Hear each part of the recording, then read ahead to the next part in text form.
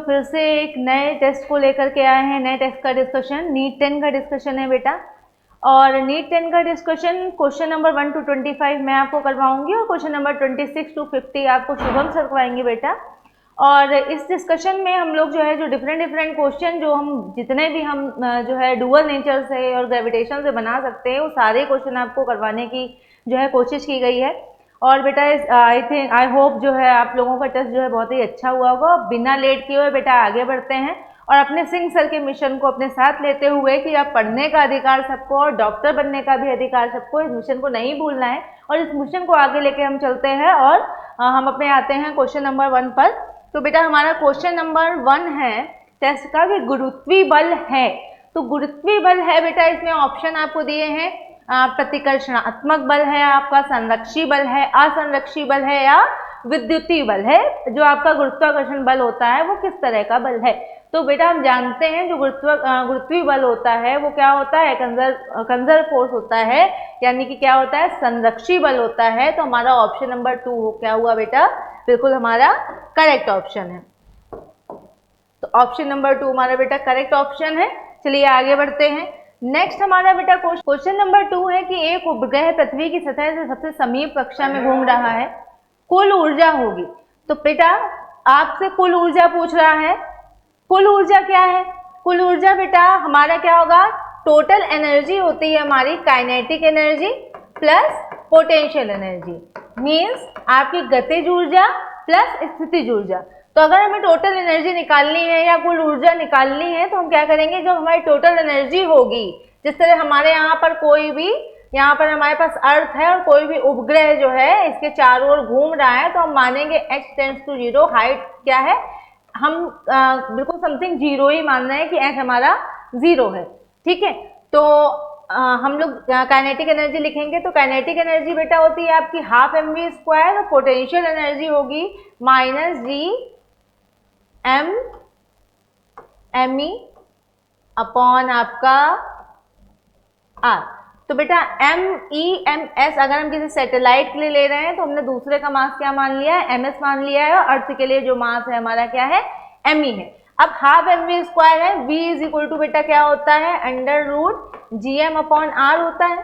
ठीक है, तो हम लोग v की वैल्यू जो है यहाँ पर पुट करते हैं, तो हाफ m आपका s और v की जगह हम लोग लिख रहे हैं बेटा g me upon r minus g ms me upon r। तो बेटा ये हमारा क्या है, स्क्वायर में v² उसका स्क्वायर हो जाएगा, तो हाफ ms इंटू जी me upon r minus g ms me upon r।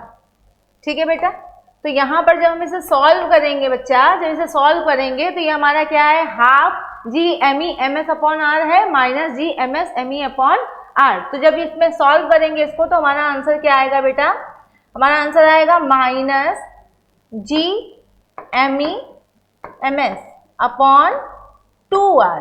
तो हमारी बेटा जो टोटल एनर्जी आ रही है वो हमारी क्या आ रही है, जी माइनस जी me ms अपॉन 2r। तो देखिए हमारा कौन सा ऑप्शन जो है बेटा सही है, हाँ 2re बेटा, re यहाँ पे नोटेशन दिया है ना, जो आपके अर्थ की जो रेडियस है वो आ रही है।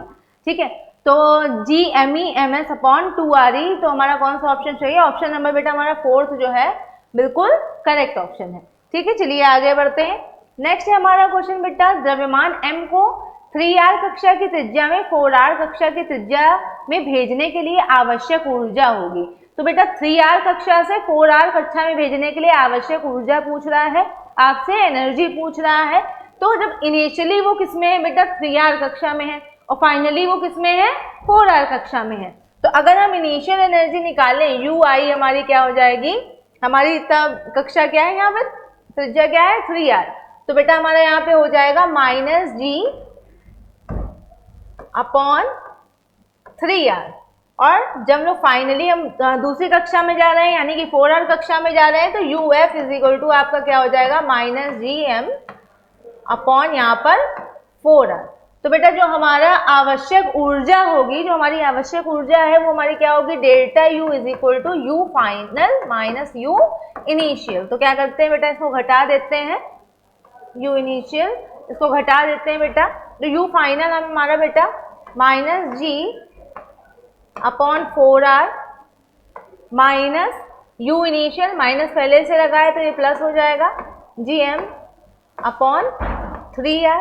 तो बेटा यहाँ पर हम देख रहे हैं कि हमें क्या कॉमन मिल रहा है, जी एम अपॉन आर जो है हमें बेटा कॉमन मिल रहा है यहाँ पर, तो ये हमारा यहाँ पर हो जाएगा 1/3 माइनस 1/4।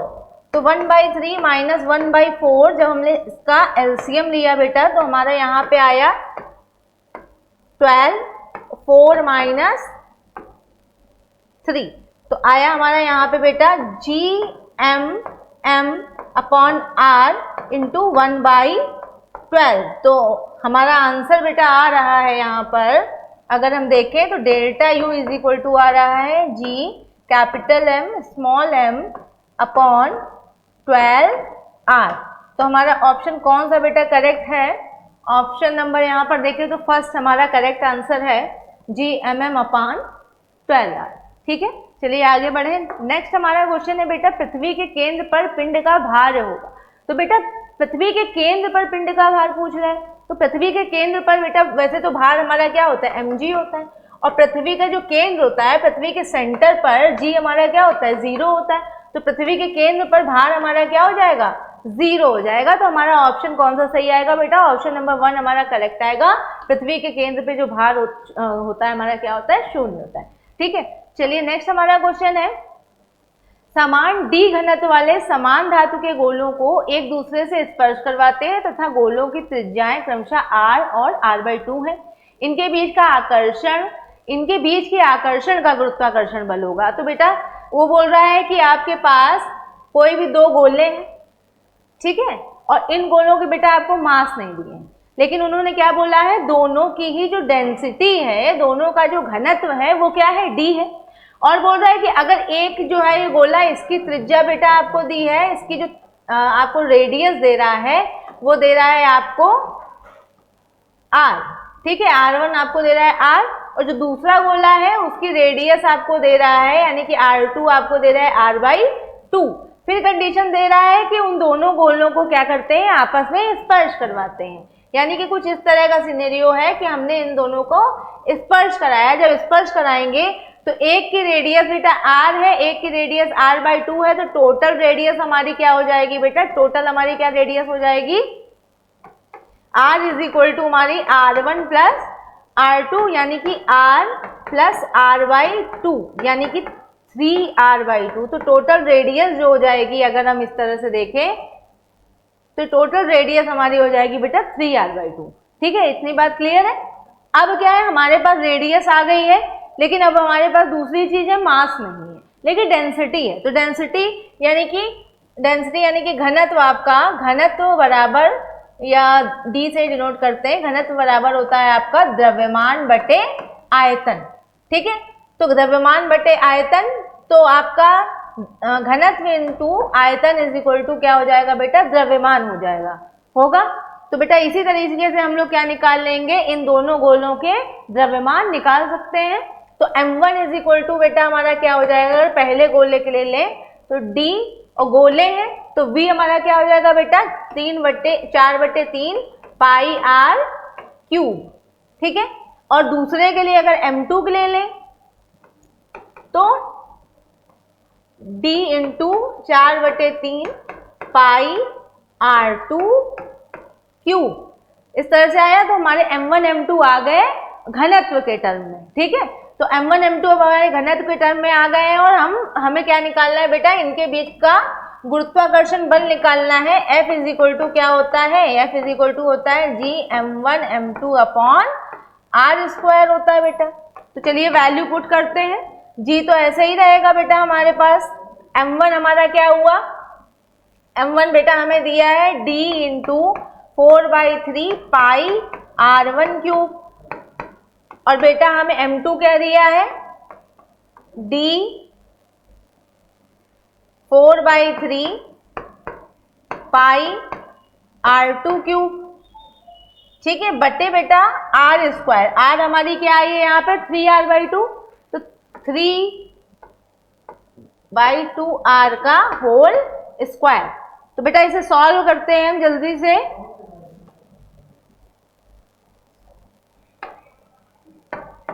तो सॉल्व करते हैं। सॉल्व में हमारा क्या आएगा, ये बेटा g है, ये एक ये d है, एक ये d है, तो d हमारे कितना होगा, d का स्क्वायर। ये हमारा हो गया आपका पाई भी 2 टाइम्स है तो हमारा हो जाएगा पाई स्क्वायर। r का क्यूब है, इधर भी r1 का क्यूब है, यहाँ r2 का क्यूब है, ठीक है। और लेकिन अब बेटा r1 की वैल्यू जो है वो r है और r2 की वैल्यू जो है वो r/2 है। तो यहाँ पर क्या हो जाएगा, r का क्यूब इंटू r/2 का क्यूब इंटू ये 4/3 और 4/3 भी 2 टाइम्स है तो 4/3 इंटू 4/3 बेटा हमारा कितना होगा, 4/3 इंटू 4/3 हमारा 16/9। तो इंटू आपका आ गया 16/9 अपॉन में हमारा क्या है 3/2 r का स्क्वायर, यानी कि हो जाएगा हमारा 9/4 r स्क्वायर। अब इसको सॉल्व करते हैं जल्दी से।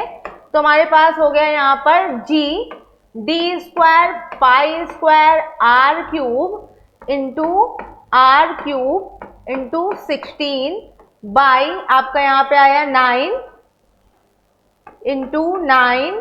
इंटू r स्क्वायर और 4 आपका पलट के बेटा यहाँ से ऊपर चला गया इंटू 4, ठीक है।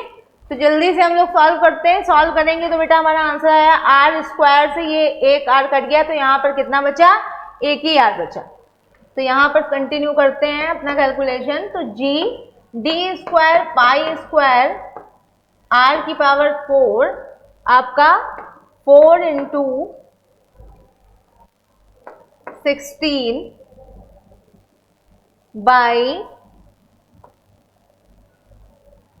बाई आपका आया यहाँ पे 9 इंटू 9 और r से r हमारा कैंसिल हो चुका है।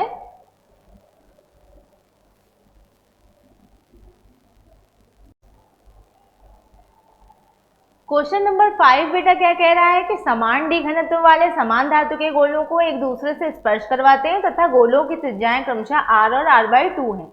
इनके बीच के आकर्षण का गुरुत्वाकर्षण बल होगा। तो बेटा आपसे क्या पूछ रहा है, आकर्षण का गुरुत्वाकर्षण बल पूछ रहा है।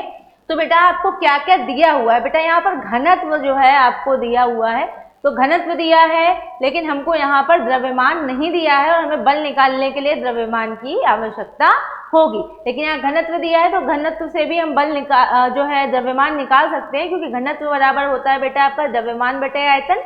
तो बेटा अगर हम लोग क्या लिख सकते हैं, घनत्व इंटू आयतन बराबर द्रव्यमान लिख सकते हैं, ठीक है। क्योंकि हमारा घनत्व बराबर क्या होता है बेटा, द्रव्यमान बटे आयतन। तो द्रव्यमान बराबर क्या हो जाता है बेटा, आपका घनत्व इंटू आपका वॉल्यूम या आयतन, ठीक है। तो बेटा वो बोल रहा है दो समान गोले हैं, एक दूसरे से स्पर्श करवाए जाते हैं, घनत्व दे रहा है, मास नहीं दे रहा। तो सबसे पहले इन क्या करेंगे, इन गोलों का हमें मास चाहिए। तो बेटा पहले गोले के लिए अगर मास हमारा m1 है तो हमारा क्या हो जाएगा, घनत्व तो d ही रहेगा। लेकिन हमारा यहाँ पर जो गोले हैं तो गोले का वॉल्यूम आयतन क्या होगा, 4/3 पाई r1 क्यूब, ठीक है। और m2 अगर देखें तो क्या होगा, m2 हो जाएगा बेटा d इंटू 4/3 पाई r2 क्यूब, ठीक है बेटा। अब यहाँ पर देखें कि गोलों की त्रिज्याएं क्रमशः r और r/2 है, तो गोलों की त्रिज्याएं r एंड r/2 है, तो इसमें वैल्यू पुट कर दो। तो d इंटू पाई/3 आपका 4/3 पाई r क्यूब, r1 की जगह हम लोग r रख सकते हैं क्योंकि r हमको गिवन है, ठीक है। अब d इंटू दूसरे के लिए देखें 4/3 पाई r2 की वैल्यू है r/2, तो r/2 का होल क्यूब, यानी कि बेटा आपका आया 4/3 पाई r क्यूब बटे आपका आया 8, ठीक है। ये आई आपकी m2 की वैल्यू, ठीक। अब वो बोल रहा है कि इनके बीच के आकर्षण का गुरुत्वाकर्षण बल होगा, और एक चीज और बोल रहा है कि दोनों गोलों को स्पर्श करवाते हैं, ठीक है। तो अगर हमारे पास बेटा यहाँ पर कोई ये गोला है, ठीक है, ये कोई दूसरा गोला है, इन दोनों को क्या करा रहे हैं, स्पर्श करा रहे हैं। या अगर आप एक की त्रिज्या ज्यादा है एक की कम है, ठीक है, तो अगर हमारे पास ये कोई एक गोला है बेटा, ठीक है, ये कोई दूसरा गोला है, इसकी रेडियस बेटा आपकी r/2 है, एक की रेडियस बेटा आपकी क्या है, r है। तो बेटा जो टोटल रेडियस होगी, जो टोटल दूरी होगी, वो इन दोनों की क्या हो जाएगी अगर स्पर्श कराएंगे, r/2 प्लस r, यानी कि 3r/2। यहां से r समझ में आ गया। अब हमें क्या निकालना है बेटा, बल निकालना है। तो अगर हमें बल निकालना है तो बल निकालने के लिए हमें हमारे पास फॉर्मूला होता है F = बेटा आपका G m1m2/r² होता है फॉर्मूला। अब वैल्यू पुट करो जल्दी से, तो G इंटू m1 बेटा आपको दिया है यहाँ पे D इंटू 4/3πr³ m2 बेटा आपको दिया है यहाँ 4/3πr³ अपॉन 8, और बेटा यहाँ पर हमको दिया है r दिया है यहाँ पे 3r/2, तो यहाँ पे 3r/2 का स्क्वायर। तो जल्दी से सॉल्व करते हैं। g यहाँ पे d कितने टाइम्स है बेटा, यहाँ पे भी d रहेगा बेटा, इंटू d है। d कितने टाइम्स है बेटा, 2 टाइम्स है, तो g इंटू d², पाई भी 2 टाइम्स है तो पाई स्क्वायर, 4/3 भी 2 टाइम्स है तो यहाँ पे 16/9 हो गया, इंटू 8 और r³ 2 बार है तो r⁴ हो गया बेटा आपका। नीचे आया आपका 9/4r²। अब पलट के इसको ऊपर भेजते हैं तो g d² पाई² into 16r⁶ upon नीचे आया आपका 9 इंटू 8, और ये 4 पलट कर बेटा यहां से ऊपर चला गया तो यहाँ पे आया 4। तो अब सॉल्व करें जल्दी से। 8 2 हो गया बेटा 16, 2 इंटू 4 हो गया 8, 9 इंटू 9 हो गया 81। तो हमारे यहाँ पर आया बेटा, हमारे यहाँ पे आया आंसर जो आया हमारा F क्या आया, 8/81 GD²,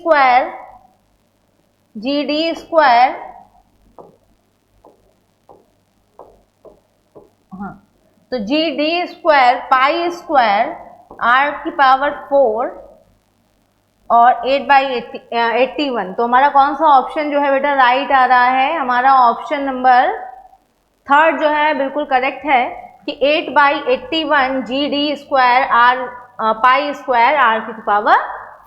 तो ऑप्शन नंबर 3 इज करेक्ट। चलिए आगे बढ़े। नेक्स्ट है हमारा बेटा यहाँ पे क्वेश्चन नंबर 6, थ्योरेटिकल क्वेश्चन है, ठीक है। तो क्वेश्चन पढ़ते हैं पहले कि निम्नलिखित में से गलत कथनों का चयन करें, कि जो हमारे जो कथन हैं वो जो गलत है उनका हमको यहाँ पर चुनाव करना है, उन्हें चूज करना है। तो बेटा पहला हमारा है कथन, किसी उपग्रह का कक्षीय वेग कक्षा की त्रिज्या के साथ बढ़ता है, ठीक है। तो किसी उपग्रह का कक्षीय वेग जो है कक्षा की त्रिज्या के साथ बढ़ता है, तो ये तो बेटा हमारा गलत है, क्योंकि v = क्या होता है बेटा, √gm अपॉन r होता है। तो अगर r बढ़ेगा तो v घटेगा, क्योंकि ये आपस में क्या है, व्युत्क्रमानुपाती है। तो ये तो हमारा स्टेटमेंट क्या हो गया बेटा, गलत है, ठीक है। तो फिर दूसरा है हमारा, पृथ्वी की सतह से किसी कण का पलायन वेग उस गति पर निर्भर करता है जिस गति से उसे छोड़ा गया है। जिस गति से उसे छोड़ा गया है ये भी हमारा बेटा क्या है, एक गलत कथन है, क्योंकि वो उस पर डिपेंड नहीं करता है, ठीक है। और थर्ड है हमारा, किसी उपग्रह का आवर्तकाल कक्षा की त्रिज्या पर निर्भर नहीं करता है। तो बेटा कक्षा की त्रिज्या पर निर्भर नहीं करता है, t² directly proportional to r³ हम बहुत अच्छे से जानते हैं, केपलर का 3rd लॉ है। तो हमारा ये स्टेटमेंट भी क्या हो गया, बिल्कुल गलत हो गया। और फोर्थ है हमारा, कक्षीय वेग कक्षा की त्रिज्या के वर्गमूल के व्युत्क्रमानुपाती होता है। तो बेटा यही वाला जो रिलेशन है हमारा क्या है, राइट है। तो ऑप्शन नंबर 4 हमारा राइट है, बाकी सब रॉन्ग है। तो हमारा 1, 2 और 3 स्टेटमेंट क्या है, रॉन्ग है। तो हमारा कौन सा ऑप्शन सही हुआ बेटा, ऑप्शन नंबर यहाँ पे फोर्थ जो है हमारा सही ऑप्शन होगा, फर्स्ट, सेकंड एंड थर्ड। ठीक है, चलिए आगे बढ़े। नेक्स्ट है हमारा बेटा यहाँ पे निम्न स्तंभों का मिलान कीजिए। स्तंभ 1 और स्तंभ 2 आपको दिए गए हैं और बोल रहा है कि इसमें आपको जो चिन्ह दिए गए हैं कि क्या चिन्ह होंगे इनके फार्मूलाज में। तो बेटा उपग्रह की स्थितिज ऊर्जा आपसे पूछ रहा है कि उपग्रह की स्थितिज ऊर्जा जो है धनात्मक होगी, ऋणात्मक होगी, शून्य होगी या अनंत होगी। तो हम जानते हैं बेटा पोटेंशियल एनर्जी आपका क्या होता है, -G/m/r। तो हमारा ये क्या है, साइन कौन सा आया, नेगेटिव आया। तो हमारा जो पहला ऑप्शन जो होगा, मतलब जो सही राइट आंसर होगा, वो उपग्रह की स्थितिज ऊर्जा क्या होगी बेटा, ऋणात्मक होगी। तो यहाँ पर आया हमारा ए, सेकंड जो है वो ए से मैच खाता है।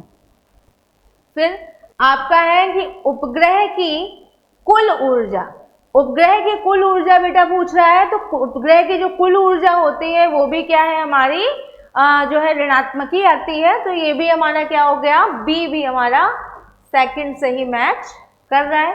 फिर है आपका उपग्रह की गतिज ऊर्जा। तो उपग्रह की जो बेटा गतिज ऊर्जा होती है ऑलवेज पॉजिटिव। तो हमारा यहाँ पर क्या हो जाएगा, जो सी है वो किस तरफ जाएगा, फर्स्ट की तरफ जाएगा। फिर हमारा नेक्स्ट डी, अनंत पर उपग्रह की गुरुत्वीय स्थिति ऊर्जा क्या होती है बेटा, आपकी शून्य होती है। तो हमारा यहाँ पर आया डी। ठीक है, तो हम देखें कौन सा ऑप्शन हमारा सही आ रहा है। ए का बेटा आ रहा है हमारा 2, बी का आ रहा है 2, सी का आ रहा है 1 और डी का आ रहा है बेटा हमारा यहाँ पे थर्ड। तो देखिए हमारा कौन सा ऑप्शन जो है राइट है। तो ऑप्शन नंबर थर्ड देखिए बेटा यहाँ पर A2, B2, C1 और D थर्ड। तो बेटा हमारा ये बिल्कुल जो कॉम्बिनेशन जो हमारा आया है बिल्कुल मैच कर रहा है। तो ऑप्शन नंबर थर्ड हमारा क्या होगा बेटा, करेक्ट ऑप्शन होगा। चलिए आगे बढ़े। नेक्स्ट बेटा क्वेश्चन है हमारा कि ग्रह की सतह से गैस पलायन करती है क्योंकि यह पलायन वेग प्राप्त कर लेती है। पलायन वेग निर्भर करता है ग्रह के द्रव्यमान पर, पलायन वेग करने वाले कण के द्रव्यमान पर, ग्रह के ताप पर, ग्रह की त्रिज्या पर। सही कथन चुनिए। तो बेटा आपसे सही कथन पूछ रहा है। तो यहाँ पर देखिए ग्रह के द्रव्यमान पर, तो बेटा हमारा जो बोल रहा है पलायन वेग निर्भर करता है। तो पलायन वेग हमारा किस पर निर्भर करता है, द्रव्यमान पर निर्भर करता है। तो हमारा ऑप्शन 1, ये जो हमारा पॉइंट 1 है वो तो सही है। पलायन करने वाले कणों के द्रव्यमान पर, तो ये तो हमारा रॉन्ग है। ग्रह के ताप पर भी डिपेंड नहीं करता, ये भी रॉन्ग है। ग्रह की त्रिज्या पर डिपेंड करता है पलायन वेग। ठीक है, तो हमारा ऑप्शन जो हमारा स्टेटमेंट नंबर 1 है और 4 है वो क्या है, राइट है। तो हमारा ऑप्शन नंबर थर्ड क्या होगा बेटा, करेक्ट होगा। ठीक है, चलिए आगे बढ़ते हैं। नेक्स्ट है बेटा क्वेश्चन नंबर 9। बेटा क्वेश्चन नंबर 9 यहाँ पर है कि कार्यफलन Sc/λ0 की धातु पर प्रकाश तरंग दैर्घ्य लैम्डा आपतित होती है। प्रकाश विद्युत प्रवाह केवल तब होगा जब, तो बेटा वो बोल रहा है कि प्रकाश विद्युत प्रभाव तब होगा जब हमें कई कंडीशंस दे रहा है। ठीक है, तो बेटा हमें कार्यफलन उसने दे रखा है। तो कार्यफलन बेटा है हमारा यहाँ पर phi = hc/λ0 और E = बेटा होता है hc/λ। और ऐसा तभी संभव होगा जब हमारा hc/λ जो है वो ग्रेटर देन हो या इक्वल हो hc/λ0 के या कार्यफलन ही तो है hc/λ0। तो अब हम लोग इसको सॉल्व करते हैं। तो इसको लिखेंगे hc/λ greater than equal to hc/λ0। तो hc बेटा कट गया हमारा, तो आया 1/λ is greater than equal to 1/λ0। तो बेटा हमारा यहाँ पे आया λ0 is greater than equal to lambda या lambda is less than equal to λ0। तो देखिए हमारा कौन सा ऑप्शन जो है बेटा सही आ रही, कौन सी कंडीशन बन रही है यहाँ पर। तो ऑप्शन नंबर थर्ड देखिए बेटा हमारा lambda is less than and equal to λ0, third is correct. ठीक है, चलिए आगे बढ़े। नेक्स्ट है हमारा बेटा यहाँ पर कि किसी धातु का कार्यफलन 4.2 इलेक्ट्रॉन वोल्ट है तो इसकी देहली तरंग दैर्घ्य दोगे। तो बेटा आपसे देहली तरंग दैर्घ्य यानी कि थ्रेशोल्ड फ्रीक्वेंसी पूछ रहा है। हम जानते हैं कि W नॉट या आपका जो कार्यफलन है, कार्यफलन बराबर 12375 अपॉन आपका लैम्डा नॉट होता है। ठीक है, तो lambda not is equal to क्या हो जाएगा, डायरेक्ट फार्मूला से क्वेश्चन है बेटा, लैम्डा नॉट बेटा आपका हो जाएगा 12375 अपॉन W नॉट। तो W नॉट आपको दिया हुआ है 4.2 और ये बेटा वैल्यू जो है आपकी इलेक्ट्रॉन वोल्ट में ही होती, तो हमें जो है वैल्यू चेंज नहीं करनी है कुछ भी। तो 12375 अपॉन 4.2, तो बेटा हमारा आया 12375 अपॉन 42। तो बेटा जब हम इसे सॉल्व करेंगे तो हमारा आंसर बेटा आएगा, बेटा आंसर हमारा अप्रोक्सीमेटली आएगा 2955 समथिंग। क्या आएगा आंसर हमारा 2955 समथिंग हमारा अप्रोक्स में आंसर आएगा। तो बेटा हमारा ऑप्शन जो है वो करेक्ट कौन सा जाएगा, ऑप्शन नंबर 3 हमारा क्या है, करेक्ट होगा 2955 आंसर। ठीक है, चलिए आगे बढ़े। नेक्स्ट हमारा 11th नंबर क्वेश्चन कि प्रकाश विद्युत धारा को शून्य करने के लिए आवश्यक निरोधी विभव क्या होता है, आपतित विकिरण की तरंग दैर्ध्य के समानुपाती होता है, नहीं होता। आपतित विकिरण की तरंग दैर्ध्य के समान रूप से बढ़ता है, नहीं बेटा बढ़ता भी नहीं है। आपतित विकिरण की आवृत्ति के समानुपाती होता है, आवृत्ति के भी समानुपाती नहीं होता। और फोर्थ है हमारा आपतित विकिरण की आवृत्ति के साथ समान रूप से बढ़ता है। तो हमारा 4th नंबर ऑप्शन जो है वो क्वेश्चन के अकॉर्डिंग क्या है, बिल्कुल करेक्ट है। तो हमारा ऑप्शन नंबर 4 इज करेक्ट। चलिए आगे बढ़े, क्वेश्चन नंबर 12 पे आते हैं बेटा। आपको क्वेश्चन नंबर 12 में दिया है कि यदि किसी फोटोन की जो ई ऊर्जा और लैम्डा तरंग दैर्ध्य हो तो लॉग ई और लॉग लैम्डा में सही ग्राफ होगा। तो बेटा आपसे लॉग ई और लॉग लैम्डा में क्या बोल रहा है, पूछ रहा है, सही ग्राफ पूछ रहा है। तो बेटा जो क्वेश्चन में है वो लॉग है, बच्चे जो है देख करके डर जाते हैं कि लॉग का फंक्शन आ गया, तो डरने की बात नहीं है। क्वेश्चन बेटा हमारा है आपका E इज इक्वल टू क्या होता है बेटा, HC अपॉन लैम्डा होता है, और लैम्डा इज इक्वल टू क्या होता है बेटा आपका HC अपॉन E। इसको हम लोग लिख सकते हैं। अब दोनों तरफ क्या कर लें बेटा, हम लोग लॉग ले लें। तो log lambda is equal to हो जाएगा log HC minus log E। अब log lambda is equal to हो जाएगा minus log E plus log HC। अगर बेटा हम इसको क्या करें, y is equal to M X plus C, जो हमारा स्ट्रेट लाइन का इक्वेशन है, उससे हम कंपेयर करें तो y is equal to minus, यहाँ पर हमारा क्या है आपका log e है केवल। अगर हम यहाँ पे 1 का मल्टीप्लाई कर दे तो कोई फर्क नहीं पड़ने वाला फंक्शन में, तो यानी कि -1 log e। इसको एक बार फिर से log लैम्डा करके आपको समझाते हैं पहले। हाँ, तो -1 log e plus log HC। अब बेटा कंपेयर करो, तो कंपेयर करो तो ये हो जाएगा हमारा y, ये हो जाएगा हमारा -1 हो जाएगा m, और log e हो जाएगा हमारा x, और ये हो गया हमारा c। तो y is equal to minus M X plus C का कुछ एक्सप्रेशन हमारा बन रहा है। तो y is equal to minus M X plus C, यानी कि स्लोप जो हमारी वो नेगेटिव आ रही है, तो हमारा, और जो इक्वेशन आ रही है वो स्ट्रेट लाइन आ रही है, तो हमारा ग्राफ बेटा किस तरह से जाएगा, इस तरह से जाना चाहिए। तो हमारा कौन सा ऑप्शन जो है, ऑप्शंस में देखते हैं कौन सा ऑप्शन जो है करेक्ट है। तो ऑप्शन नंबर 3 जो है बेटा हमारा करेक्ट होगा, क्योंकि यहाँ पर हमारा स्लोप क्या है बेटा, नेगेटिव है, तो ऑप्शन नंबर 3 इज करेक्ट। चलिए आगे बढ़े बेटा, क्वेश्चन नंबर 13 पे आते हैं। किसी ग्रह पर पलायन वेग 4000 मीटर पर सेकेंड है, तब पृथ्वी की सतह के निकट किसी उपग्रह का कक्षीय वेग आपसे पूछ रहा है।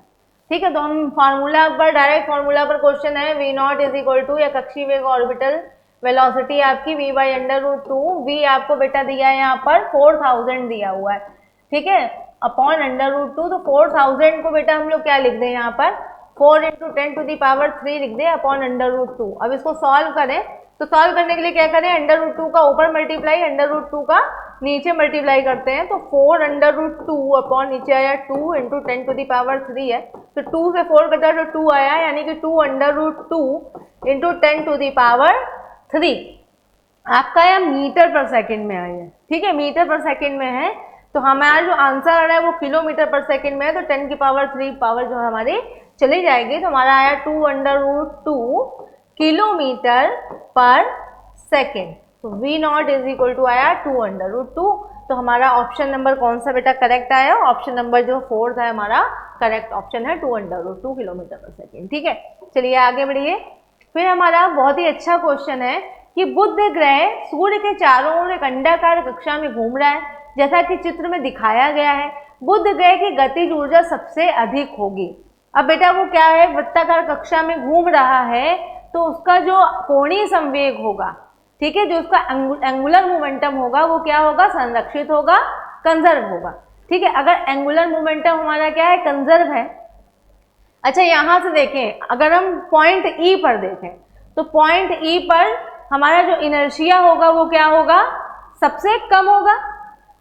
इनर्शिया अगर हमारा जड़त्व आघूर्ण या मूवमेंट ऑफ इनर्शिया या जड़त्व आघूर्ण जो पॉइंट 1 पर ई पर होगा वो हमारा क्या होगा? जड़त्व आघूर्ण बेटा क्या होगा? हमारा सबसे कम होगा। अगर जड़त्व आघूर्ण कम है, क्योंकि L इज इक्वल टू क्या होता है? आई ओमेगा होता है, और ये तो हमारा कांस्टेंट है। ठीक है, फॉर्मूला से समझ लीजिए, आई ओमेगा और L तो हमारा कांस्टेंट है, यानी कि I is inversely proportional to omega.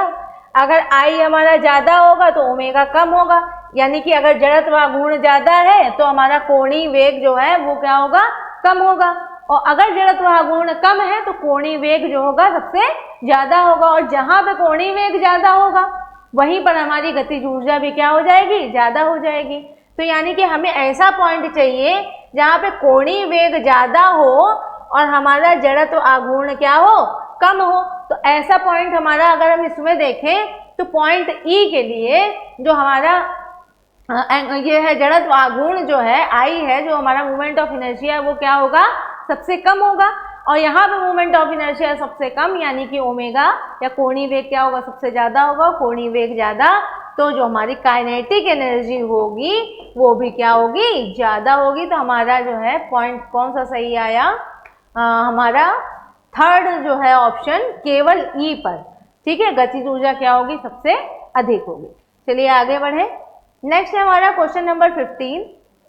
द्रव्यमान हेम और आर त्रिज्या को पृथ्वी के चारों ओर एक उपग्रह आरसी त्रिज्या के वृत्तीय चक्र में चक्कर लगा रहा है, इसका कोणीय वेग होगा। तो बेटा क्या पूछ रहा है? इसका आपसे कोणीय वेग पूछ रहा है। ठीक है, कोणीय वेग यानी कि ओमेगा की वैल्यू आपसे पूछ रहा है। ठीक है, और v इज इक्वल टू बेटा आपका क्या होता है? वी ओ या वी ऑर्बिटल कक्षीय वेग आपका क्या होता है? gm/rc। ठीक है, और आपसे क्या पूछ रहा है? कोणीय वेग पूछ रहा है। तो ओमेगा इज इक्वल टू क्या होता है बेटा आपका? v not by rc। ठीक है, omega v is equal to omega r होता है, तो omega is equal to v not upon rc लिख सकते हैं। v नॉट की वैल्यू बेटा हमारी यहाँ पर क्या दी है? gm/rc, और rc जो है हमारा पहले से ही है यहाँ पर। ठीक, अब इस rc को अंडर रूट के अंदर अगर ले जाएं तो हमारा क्या हो जाएगा? gm/rc स्क्वायर, और rc एक यहाँ पर पहले से ही है, तो हमारा यहाँ पे आया बेटा gm/rc का whole cube omega is equal to. तो हमारा कौन सा ऑप्शन जो है परफेक्टली बेटा मैच कर रहा है? तो ऑप्शन नंबर हमारा फर्स्ट जो है वो करेक्ट ऑप्शन होगा, gm/√gm/rc का क्यूब। ठीक है, चलिए आगे बढ़े। नेक्स्ट है बेटा क्वेश्चन नंबर 16। किसी जगह पर g का मान 9.8 मीटर पर सेकेंड स्क्वायर हो, यदि पृथ्वी समान रूप से अपने आकार की आधी सिकुड़ जाए, इसका द्रव्यमान और केंद्र ना बदले। बेटा द्रव्यमान और केंद्र क्या है? नहीं बदल रहा है, अपने आकार की आधी सिकुड़ रही है, यानी कि m और r अगर समान है तो उसी बिंदु पर g का मान होगा। तो बेटा अगर m और r समान है, ठीक है, तो g इज इक्वल टू क्या होता है बेटा? gm/r square. तो क्या होगा? कोई भी फर्क नहीं पड़ेगा। हमारा g की वैल्यू क्या आएगी? g की वैल्यू हमारी 9.8 ही आनी चाहिए, 9.8 मीटर पर सेकेंड स्क्वायर ही आनी चाहिए। लेकिन यहाँ ऑप्शन थोड़े से अजीब से दिए हुए हैं, तो 9.8 नहीं है। तो अगर ध्यान से देखें तो फर्स्ट ऑप्शन देखो तो आपका है 1.4 × 7, और 14 7 जा क्या होता है बेटा? 98 होता है। तो इसको हम लोग लिख सकते हैं 9.8 मीटर पर सेकेंड स्क्वायर। तो ऑप्शन फर्स्ट हमारा करेक्ट जाएगा। ठीक है, चलिए आगे बढ़ते हैं। नेक्स्ट है हमारा, पृथ्वी तल से h ऊंचाई पर गति करते उपग्रह की स्थितिज ऊर्जा होगी। तो बेटा हम जो हमारी स्थितिज ऊर्जा होती है पृथ्वी तल पे ही, जो हमारी स्थितिज ऊर्जा होती है -G_MEM/r होती है। अब वो h ऊंचाई पे जा रहा है तो हमारी त्रिज्या इस तरह से है, अगर तल पे ही लें, ये हमारा r है, ठीक है, तब हमारी जो स्थितिज ऊर्जा या पोटेंशियल एनर्जी होती है वो -G/r होती है। लेकिन अब वो क्या कर रहा है, h ऊंचाई पे हम जा रहे हैं, ये h और हमारा जुड़ जा रहा है, तो उस समय हमारी पोटेंशियल एनर्जी क्या हो जाएगी, -G/m/re प्लस h। तो हमारा कौन सा ऑप्शन बेटा सही हुआ, ऑप्शन नंबर बेटा हमारा यहाँ पर थर्ड जो है वो करेक्ट आएगा, G_M/r प्लस h माइनस में। ठीक है, चलिए आगे बढ़े। नेक्स्ट है हमारा क्वेश्चन नंबर 18, यदि पृथ्वी के चारों ओर चंद्रमा की कक्षीय त्रिज्या 4 गुनी कर दी जाए तब आवर्तकाल हो जाएगा। तो बेटा त्रिज्या को हम क्या कर रहे हैं, 4 गुना कर रहे हैं और आवर्तकाल हमसे पूछ रहा है। ठीक है, तो t² डायरेक्टली प्रोपोर्शनल टू आपका r³ होता है, तो इसको क्या लिख सकते हैं हम लोग, T1/T2 का होल स्क्वायर बराबर R1/R2 का होल क्यूब लिख सकते हैं बेटा। अब T1 जो है हमारा चेंज नहीं हो रहा है, तो T1/T2 का whole square is equal to R हमारा क्या हो जा रहा है, 4 गुना हो जा रहा है। ठीक है, R हमारा क्या हो जा रहा है, R2 क्या हो जा रहा है, R1 का 4 गुना हो जा रहा है। तो यहाँ पे लिखेंगे 4R1 का होल क्यूब। तो R1 से R1 हमारा बेटा यहाँ पर कैंसिल हो गया, तो T1/T2 इज इक्वल टू आपका आया 1/4 की पावर 3/2। हमने क्या किया, यहाँ पर इसका रूट लेंगे तो यहाँ 3/2 हो जाएगा। अब हमारा क्या है बेटा, 1/4 का अगर हम लोग क्या लें, वर्गमूल लें, तो क्या होगा, 1/2 होगा। तो यहाँ पे आया T1/T2 बराबर, अगर इसका रूट ले ले तो आएगा 1/2 का क्यूब। तो 1/2 का अगर क्यूब करें तो बेटा हमारा क्या आएगा, 1/2 का क्यूब करेंगे तो आएगा 1/8। हमें T2 की वैल्यू निकालनी है, आवर्तकाल हो जाएगा, यानी कि T2 इज इक्वल टू आया 8T1। 8T1 को हम लोग क्या लिख सकते हैं बेटा, 8T1 को हम लोग लिख सकते हैं 8 को हम लोग लिख सकते हैं यहाँ पर 2√2 लिख सकते हैं बेटा, 2√2 T1 T2 is equal to. ठीक है, लेकिन यहाँ पर हमारा ऑप्शन जो है वो क्या आ रहा है, 2√2 का स्क्वायर। 2√2 बेटा 2√2 लिख सकते हैं हम तब, किसको, √8 को हम लोग लिख सकते हैं 2√2। √8 को हम लोग लिख सकते हैं 2√2। तो √8 का अगर हम लोग स्क्वायर कर दें तो आ जाएगा 2√2 का स्क्वायर। अब इसका मतलब क्या है, 8। 2√2 का स्क्वायर करो तो क्या आ जाएगा, यहाँ पे 4 आया, 2√2 का स्क्वायर 2, तो हो जाएगा यहाँ पर 8। तो बड़ी चालाकी से ऑप्शन दिया गया है। तो T2 इज इक्वल टू 2√2 का स्क्वायर T1, तो कितने गुना हो जाएगा बेटा, 2√2 स्क्वायर गुना हो जाएगा। चलिए आगे बढ़ते हैं। नेक्स्ट है हमारा बेटा क्वेश्चन नंबर 19 पे आते हैं। किसी दूसरे ग्रह की सतह पर G का मान होगा जिसका द्रव्यमान और त्रिज्या पृथ्वी की 3/2 गुनी हो। दूसरे ग्रह पे पूछ रहा है बेटा, अदर प्लेनेट पर पूछ रहा है। तो बेटा हमारा जो G का फॉर्मूला होता है, G इज इक्वल टू क्या होता है, Gm/re का स्क्वायर। तो बेटा अब हम क्या करेंगे, अलग अलग इक्वेशन बनाएंगे, एक बार प्लेनेट के लिए और एक बार अर्थ के लिए। तो G इज इक्वल टू आपका हो जाएगा Gme/re स्क्वायर, और Gp इज इक्वल टू आपका प्लेनेट के लिए ले रहे हैं Gmp/rp स्क्वायर। ये हमारा इक्वेशन नंबर 1 है, ये इक्वेशन नंबर 2 है। दोनों ही इक्वेशन को क्या कर रहे हैं, हम डिवाइड कर रहे हैं। तो हमारा G/Gp इज इक्वल टू आया बेटा हमारा यहाँ पर Rp/re का होल स्क्वायर इंटू Me/mp। अब वैल्यू पुट कर देते हैं बेटा, क्या हो जा रहा है, 3/2 गुना हो जा रहा है। सिंपली हम वैल्यू पुट करेंगे तो G/Gp इज इक्वल टू आया बेटा आपका यहाँ पे 3/2 2 आपका are E upon R E का स्क्वायर, और एम ई जो है बेटा एम ई तो ऐसे ही रहेगा, और एम पी जो वो भी क्या हो जा रहा है, मास भी या द्रव्यमान भी क्या हो जा रहा है, 3/2 गुना हो रहा है, तो 3/2 एम ई, तो M E cancel, R E आपका कैंसिल, तो यहाँ पर आ जाएगा आपका 9/4 इंटू 2/3, यानी कि आया हमारा यहाँ पे 3/2 आया हमारा यहाँ पे जी अपॉन जी पी। अगर जी पी अपॉन जी करें तो हमारा क्या आया यहाँ पे 2/3, और हमें जीपी निकालना है, तो जीपी इज इक्वल टू आया 2/3 जीई, तो कितने गुना हो जाएगा बेटा, हो जाएगा हमारा 2/3 गुना। तो ऑप्शन नंबर हमारा जो सेकंड है वो सही है कि जीई का 2/3।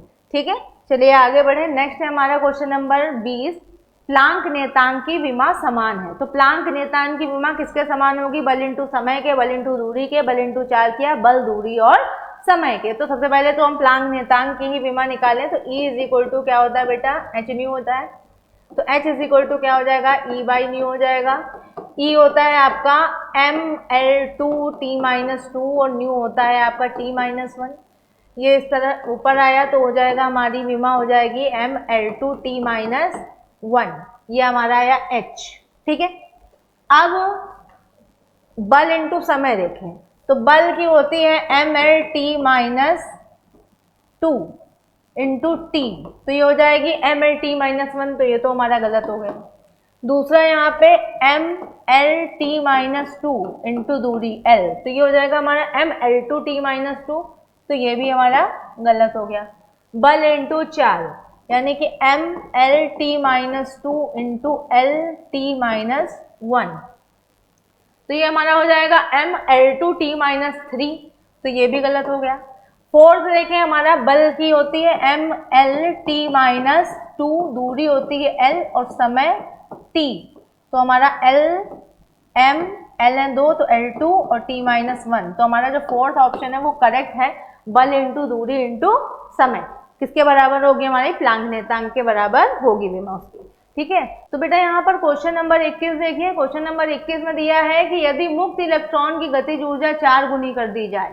बेटा मुक्त इलेक्ट्रॉन की गतिज ऊर्जा को 4 गुना कर रहे हैं, और क्या बता रहे हैं कि डी ब्रॉगली तरंगदैर्घ्य किस गुणक से परिवर्तित होगी। तो अगर गतिज ऊर्जा बढ़ा रहे हैं तो डी ब्रॉगली तरंगदैर्घ्य पर क्या परिवर्तन होगा, ये चीज पूछ रहे हैं। तो बेटा हम लोग जानते हैं कि आपकी जो डी ब्रॉगली तरंगदैर्घ्य या लैम्डा इज इक्वल टू क्या होता है, h अपॉन √2m ई होता है। ठीक है, ये क्वेश्चन नंबर 1।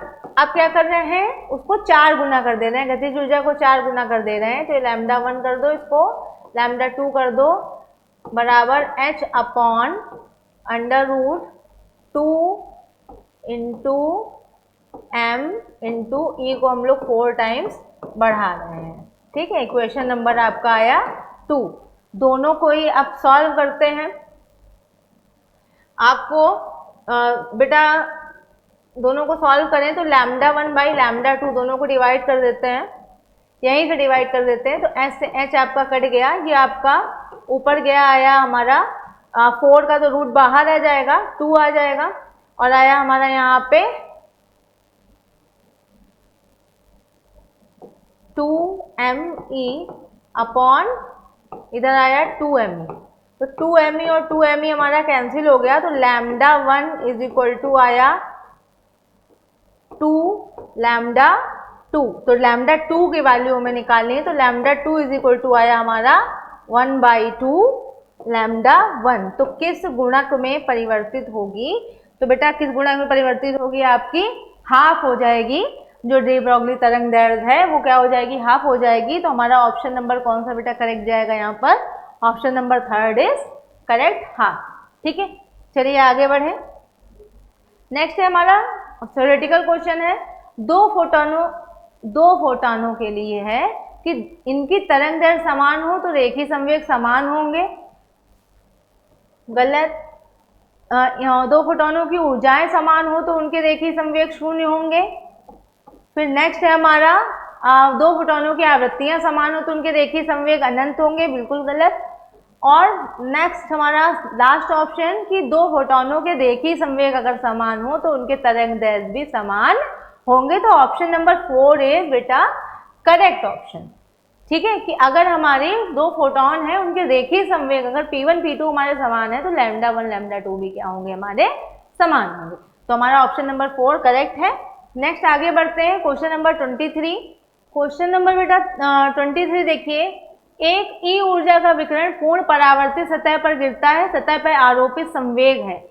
तो बेटा आपतित विकिरण का संवेग आपका जो E होता है वो होता है आपका hc/λ और h/λ होता है आपका P, यानी कि हम लोग इसको क्या लिख सकते हैं, इसको हम लोग लिख सकते हैं E/c = P, यानी कि आपतित विकिरण का जो संवेग है वो हमारा क्या है, आपका इंसिडेंट आपका मोमेंटम है वो हमारा क्या है E/c। अब परावर्तित जो है विकिरण का संवेग क्या हो जाएगा, इसका जो परावर्तित विकिरण का जो आपका संवेग होगा वो क्या हो जाएगा, साइन इसका अपोजिट E/c।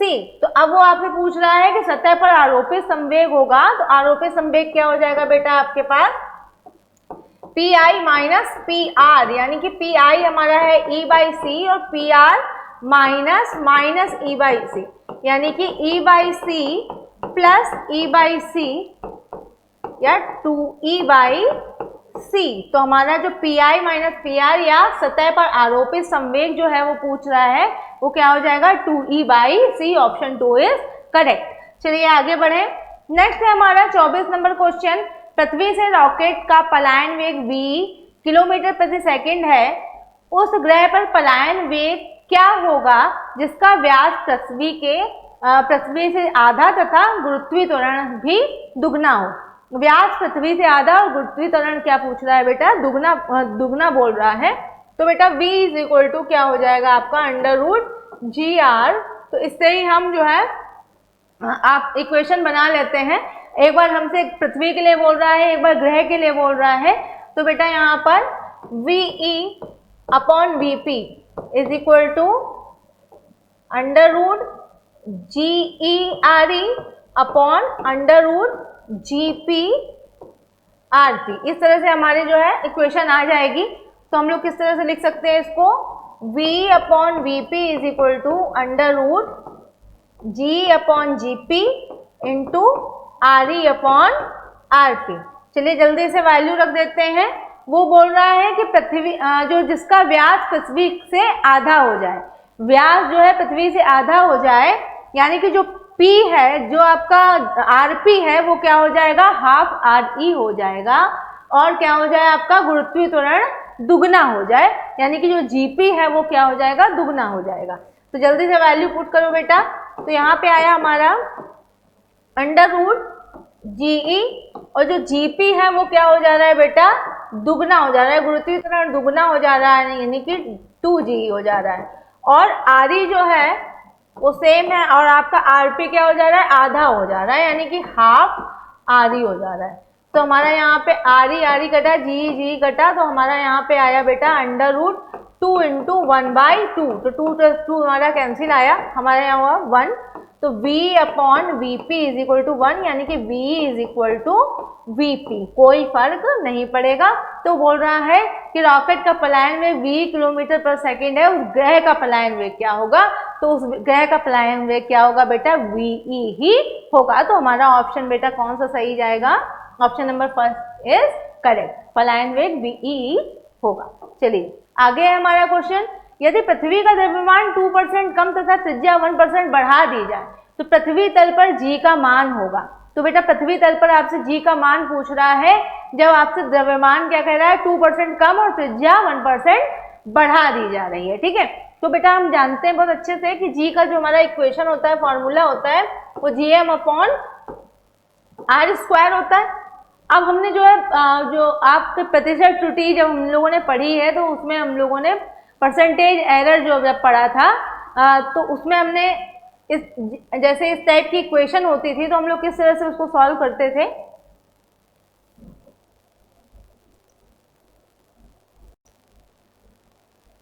चलिए बेटा फटाफट क्वेश्चन नंबर 25 पर आते हैं और क्वेश्चन नंबर 25 बच्चा में क्या दिया हुआ है स्क्रीन पर देखते हैं। यदि पृथ्वी का द्रव्यमान 2% कम तथा त्रिज्या 1% बढ़ा दी जाए तो पृथ्वी तल पर जी का मान होगा। तो बेटा जी का डायरेक्ट फॉर्मूला हमें पता है, जी इज इक्वल टू क्या होता है, जी इज इक्वल टू होता है आपका GM अपॉन RE स्क्वायर। बेटा हम लोगों ने जो है फर्स्ट चैप्टर जब पढ़ा था प्रतिशत त्रुटि वाला चैप्टर, उसमें हम लोगों ने क्या पढ़ा था, अगर हमें किसी भी चीज की प्रतिशत त्रुटि निकालनी होती थी, परसेंटेज एरर निकालनी होती थी, तो हम लोग किस तरह से जो है इक्वेशन जो दी है कैसे हम लोग लिखते थे उसको।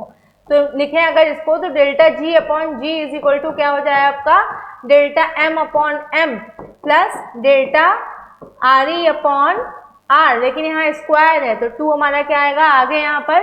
अब आपको मास में जो है प्रतिशत त्रुटि कितनी दे रहा है, मास में कितना बोल रहा है, पृथ्वी का द्रव्यमान 2% कम, तो m की जगह क्या लिखेंगे 2, और जो आरई दे रहा है वो त्रिज्या में कितना बढ़ रहा है 1%, यानी कि 2 इंटू 1, तो हमारा आया यहाँ पर 2 + 2 यानी कि आया हमारा यहाँ पे 4, और यहाँ चूंकि हम प्रतिशत त्रुटि निकाल रहे हैं तो मल्टीप्लाइड बाय 100, पूरे में हम लोग क्या करेंगे 100 का मल्टीप्लाई कर रहे हैं तभी तो हमारा परसेंटेज आएगा।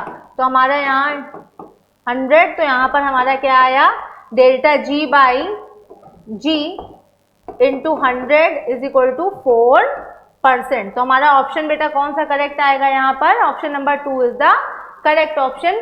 बेटा यहाँ से हमारा क्वेश्चन नंबर 1 to 25 पूरा डिस्कशन जो है खत्म हुआ। अब आगे क्वेश्चन नंबर 26 से शुभम सर कंटिन्यू करेंगे, तो बेटा आप जो है कहीं जाइएगा मत, स्क्रीन पे रहिए।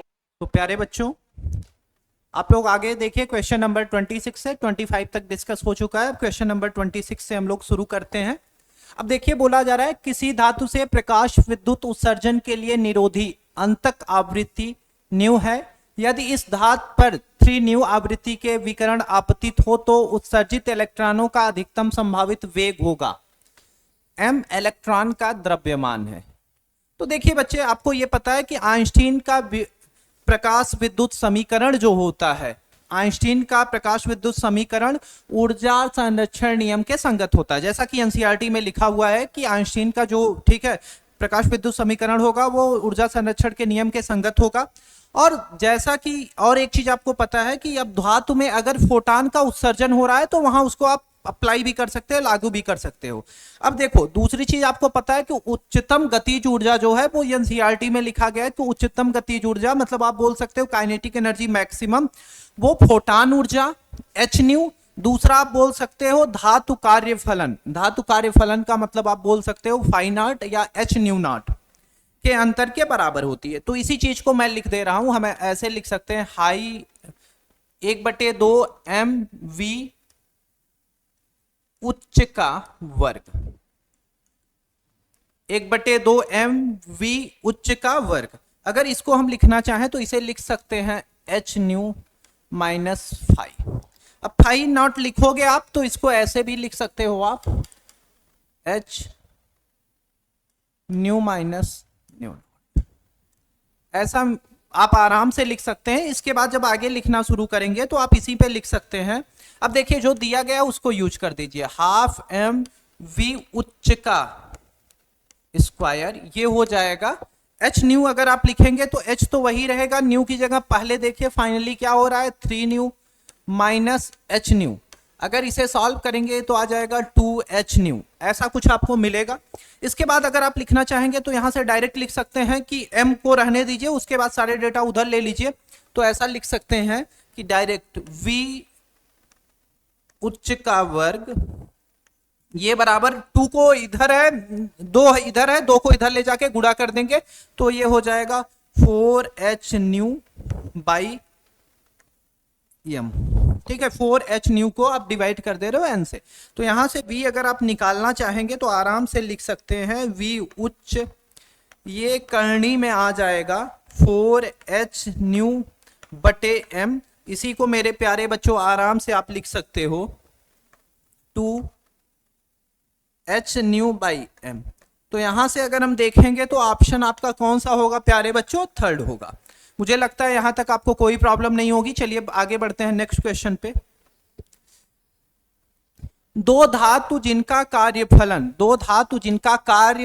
आपको दे रखा है 6 इलेक्ट्रॉन वोल्ट और 10 इलेक्ट्रॉन वोल्ट दे रखा है। यानी आपको ये क्लियर है कि 6 इलेक्ट्रॉन वोल्ट और 10 इलेक्ट्रॉन वोल्ट जो है वो कार्य फलन है। इतना क्वेश्चन में दे रखा है बच्चे, जिस तरीके से दिया गया है उसी तरीके से हम यूज करेंगे डेटा। 6 वोल्ट और 10 इलेक्ट्रॉन वोल्ट क्या है, आपका कार्यफलन है। आगे कहा जा रहा है आपसे कि आपको एक चीज पता है बच्चे कि फाई नॉट, अगर फाई नॉट इक्वल टू हमें लिखना हुआ तो हम ऐसा लिख सकते हैं H C upon lambda not.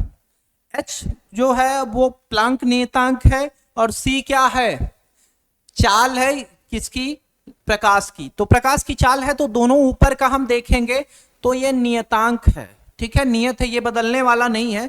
मतलब हम लिख सकते हैं यहाँ पे ऐसा, phi naught directly proportional to 1 upon lambda naught, यहां से आ जाएगा lambda naught directly proportional to 1 upon phi not.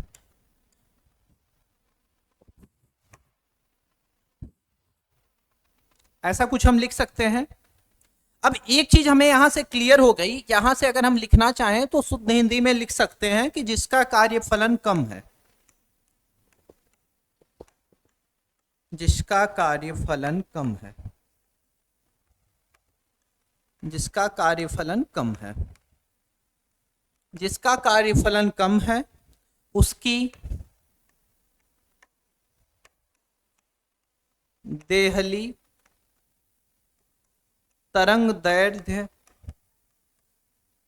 ज्यादा होगी, उसकी ज्यादा होगी। अब एक चीज हमें यहां से देखिए, मैंने आपको इस जो गणितीय समीकरण मिला है, ठीक है, उसको हम लोगों ने डायरेक्ट ऐसा लिख दिया है कि जिसका कार्यफलन कम है उसकी देहली तरंग दैर्ध्य क्या होगी, ज्यादा होगी। तो यहां से बच्चों आपको एक चीज क्लियर हो गया कि दोनों की देहली तरंग दैर्ध्य सामान्य होने वाली नहीं है। अब जिसका कार्यफलन क्या होगा, कम है, उसकी तरंग दैर्ध्य क्या होगी, ज्यादा होगी। तो कार्यफलन किसका कम है, 6 इलेक्ट्रॉन वोल्ट का। अच्छा, ये दिया जाना चाहिए था कि कौन सा धातु ए और कौन सा धातु बी है, लेकिन आप उसके लिए कंफ्यूज नहीं होंगे, हम मान लेते हैं, ठीक है, जनरल तरीके से कि किस, ये आपका मान लेते हैं ऐसा कि ये धातु ए है, ये धातु बी है, तो यहाँ पे धातु ए की बात हो रही है, तो ऑप्शन कौन सा हो गया, सेकंड हो गया। बच्चे मुझे लगता है कि यहाँ तक आपको कोई प्रॉब्लम होनी नहीं चाहिए। देखिए अब इसके बाद हम लोग थोड़ा सा और आगे बढ़ते हैं बच्चे नेक्स्ट क्वेश्चन पे। अगला है, एक वर्णी प्रकाश के दो बिंदु स्रोतों की क्षमताएं समान है। एक लाल प्रकाश देता है, क्या देता है, लाल प्रकाश देता है, दूसरा क्या देता है, हरा प्रकाश देता है। तो इसको आप लोगों ने याद किया होगा ऐसे, विबग्योर, विबग्योर, या इसी को हम लोग ऐसे नाम देते हैं बैगनी हपीनाला। ऐसे कुछ आप लोग याद किए होंगे बच्चों। अच्छा, एक चीज और बड़ी प्यारी आपको पता लगेगी यहीं पे कि जब क्वेश्चन हम देख रहे हैं तो यहाँ पे हमें पता है कि एक रिलेशन होता है E equal to H C by lambda. ये ऊपर का पूरा क्या है, एच सी बटे लेमडा है बच्चे, E बराबर एच सी अपान लेमडा है, और एच सी की जो वैल्यू है, ठीक है, इसका जो मान है वो नियत है, ये बदलने वाला नहीं है। तो यहां से हम लिख सकते हैं E समानुपाती होगा 1 बटे लेमडा के, ऐसा हम लिख सकते हैं। अब हम यहां पे लिखना चाहें तो ऐसा लिख सकते हैं कि जब हम लेमडा लिखेंगे किसका, लाल का, लेमडा जो लिख रहे हैं लाल का, वो ज्यादा होगा लेमडा हरा से। तो इसका सीधा मतलब ये हो गया कि जिसका लेमडा ज्यादा होगा उसका ई क्या होगा, कम होगा। तो फिर यहां पे हम लिख सकते हैं कि ई जो हरा होगा ये बड़ा होगा किससे, ई लाल से। तो यहां तक बच्चों क्लियर हो गया हमें। तो यहां से हम लोग डायरेक्ट चाहे तो लिख सकते हैं, ठीक है, यहां से लिखना हम लोगों के लिए काफी आसान हो गया कि 28 का अब हमारे अकॉर्डिंग आंसर कौन हो जाएगा, सेकंड, ठीक है। मुझे लगता है यहां तक आपको कोई प्रॉब्लम नहीं होनी चाहिए। अगले क्वेश्चन के लिए हम लोग पढ़ते हैं। ई और न्यू क्रमशः प्रकाश इलेक्ट्रॉन की ऊर्जा और आवृत्ति प्रदर्शित करते हैं। यदि विकिरण की आवृत्ति 3 गुना कर दी जाए तब प्रकाश की गतिज ऊर्जा होगी। तो देखिए यहां पे अगर हम लिखना चाहें तो ऐसे लिख सकते हैं डायरेक्ट। ई अगर हम लिखना चाहेंगे तो उसे हम लिख सकते हैं एच न्यू माइनस, ऐसा लिख सकते हैं। दूसरा अगर ई डैश लिखना हुआ हो तो 3 गुना कर दिया गया है तो ये हो जाएगा 3h new minus. Work function बदलने वाला नहीं है। अब इसको सब्ट्रैक्ट कर देते हैं तो साइन बदल जाएगा, माइनस माइनस प्लस, ये पूरा कैंसिल हो जाएगा, यहां आ जाएगा E minus E dash that equal to, यहां पे लिखना चाहेंगे तो बच्चे देखो साइन बदल गई है, एच न्यू है, दूसरी तरफ क्या है तो ये आ जाएगा -2h न्यू, ऐसा कुछ लिख सकते हैं। देखिए आप साइन पूरी की पूरी बदल दोगे। अब यहां से अगर हम लिखना चाहें तो आगे की तरफ इसी रिलेशन को बढ़ाना चाहेंगे तो ई हमें पता चल गया है ई माइनस। अब देखिए इसको लिखना हुआ तो कुछ बदल के लिखने की कोशिश करते हैं ताकि आंसर के आसपास हम लोग चले जाएं। तो ई डैश प्लस ई डैश लिखना चाहें अगर तो ये आपका ठीक है आ जाएगा 4h न्यू माइनस 2w, ऐसा कुछ रिलेशन मिलेगा। अब यहां पे इसे क्या लिख सकते हैं, e प्लस ई डैश है तो यहां पे ई डैश की जगह ठीक है माइनस ई है तो उसको लिखना चाहेंगे प्लस में तो ये आपका थोड़ा सा लाइट को इशू हो गया, बच्चे परेशान मत हो। ई प्लस 2h न्यू, यहां से अगर हम लिखना चाहें तो ये लिख सकते हैं 4h न्यू माइनस 2w, ऐसा हम लोग लिख सकते हैं। यहां से डायरेक्ट अगर वैल्यू लिख के रखना चाहें तो 2 इक्वल टू आ जाएगा आपका 2h न्यू आएगा और इधर का ये डेटा इधर जाएगा तो -2w।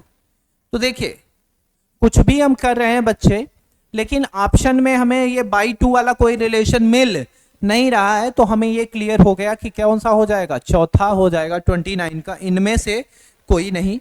ठीक है आगे बढ़ते हैं बच्चों। एक इलेक्ट्रॉन जिसका द्रव्यमान me, एक प्रोटॉन जिसका द्रव्यमान mp है के समान विभवांतर द्वारा त्वरित किया जाता है। इलेक्ट्रॉन तथा प्रोटॉन की डी ब्रॉगली तरंग दैर्ध्य का अनुपात होगा। अब देखिए यहां पे अगर हम लिखना चाहें तो कुछ इस तरीके से लिख सकते हैं लेमडा इक्वल टू, अब देखो सिर्फ रिलेशन लिख दो और कुछ करना ही नहीं है, h/रूट में लिख सकते हैं 2me, ऐसा कुछ लिख सकते हैं। यहां से अगर हम लिखने की कोशिश करेंगे तो e की जगह हम लिख सकते हैं एक और रिलेशन जो पढ़ के हम लोग बैठे हैं, e इक्वल टू 2mqv, यहां तक ऐसा लिख सकते हैं हम लोग। अब देखिए अगर यहां से हम देखें तो h क्या होगा, इसका मान नहीं बदलेगा, v भी बोल रहा है कि समान विभवांतर है तो ये भी बदलने वाला नहीं है। तो यहां से हम लिख सकते हैं लेमडा डायरेक्टली प्रोपोर्शनल टू या समानुपाती होगा 1/रूट में mq। अब आपको पता है कि अगर मैग्नीट्यूड की बात करें तो इलेक्ट्रॉन और प्रोटॉन का जो चार्ज होता है EP का मैग्नीट्यूड होगा वो बराबर होगा किसके, E इलेक्ट्रॉन के, और इसकी वैल्यू होती है 1.6 इंटू 10⁻⁻19 कूलम। ठीक है यही होता है। तो ये आपके सामने हो गया, तो यहां से हम डायरेक्ट लिख सकते हैं लेमडा डायरेक्टली प्रोपोर्शनल टू 1/रूट में। अब देखिए आपसे जो रेशियो पूछा है वो हम ऐसे लिख सकते हैं कि लेमडा अगर हम लिख रहे हैं किसका, पहले इलेक्ट्रॉन का अपान लेमडा प्रोटॉन, तो ये ऊपर आ जाएगा तो यहां रूट में आ जाएगा आपका लेमडा ऑफ मास ऑफ, यहां पे हम लिख सकते हैं mass of proton upon mass of electron. तो mass of proton upon mass of electron, तो इस तरीके से थर्ड का कौन सा ऑप्शन हो गया, फोर्थ बच्चों, 30 का ऑप्शन हो गया फोर्थ। सिंपल सा रिलेशन है, आगे बढ़ते हैं बच्चों। फोटॉन की गतिज ऊर्जा का द्रव्यमान होगा, तो सिंपल सा क्वेश्चन है बच्चे, इसमें कुछ ज्यादा बहुत कॉम्प्लिकेटेड नहीं करना है आपको। ठीक है कोई कॉम्प्लिकेटेड करने की जरूरत नहीं है। तो यहां से अगर आप आगे बढ़ना चाहें तो ठीक है डायरेक्ट लिख सकते हैं फोटॉन की फोटॉन का गतिज द्रव्यमान चाहिए हमें, फोटान का हमें गतिज द्रव्यमान चाहिए। तो फोटान का गतिज द्रव्यमान चाहिए, यही हमसे आपसे पूछा जा रहा है। तो इसको अगर हम चाहें तो डायरेक्ट ऐसे लिख सकते हैं, E बराबर mc का वर्ग, ऐसे लिख सकते हैं। और फोटान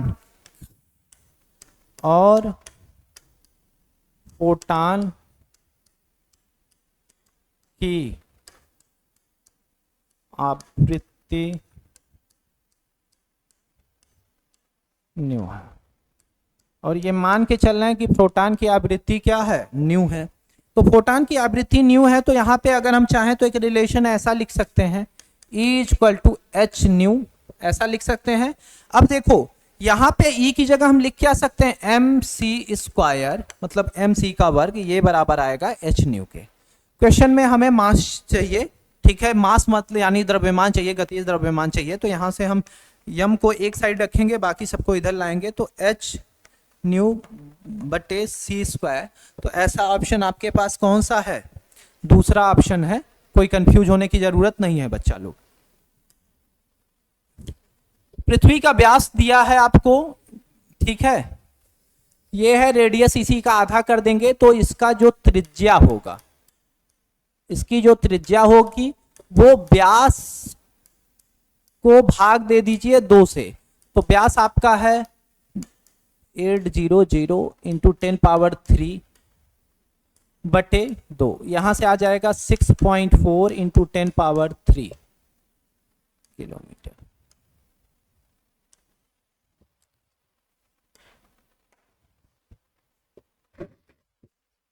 अगर इसके बाद देखिए,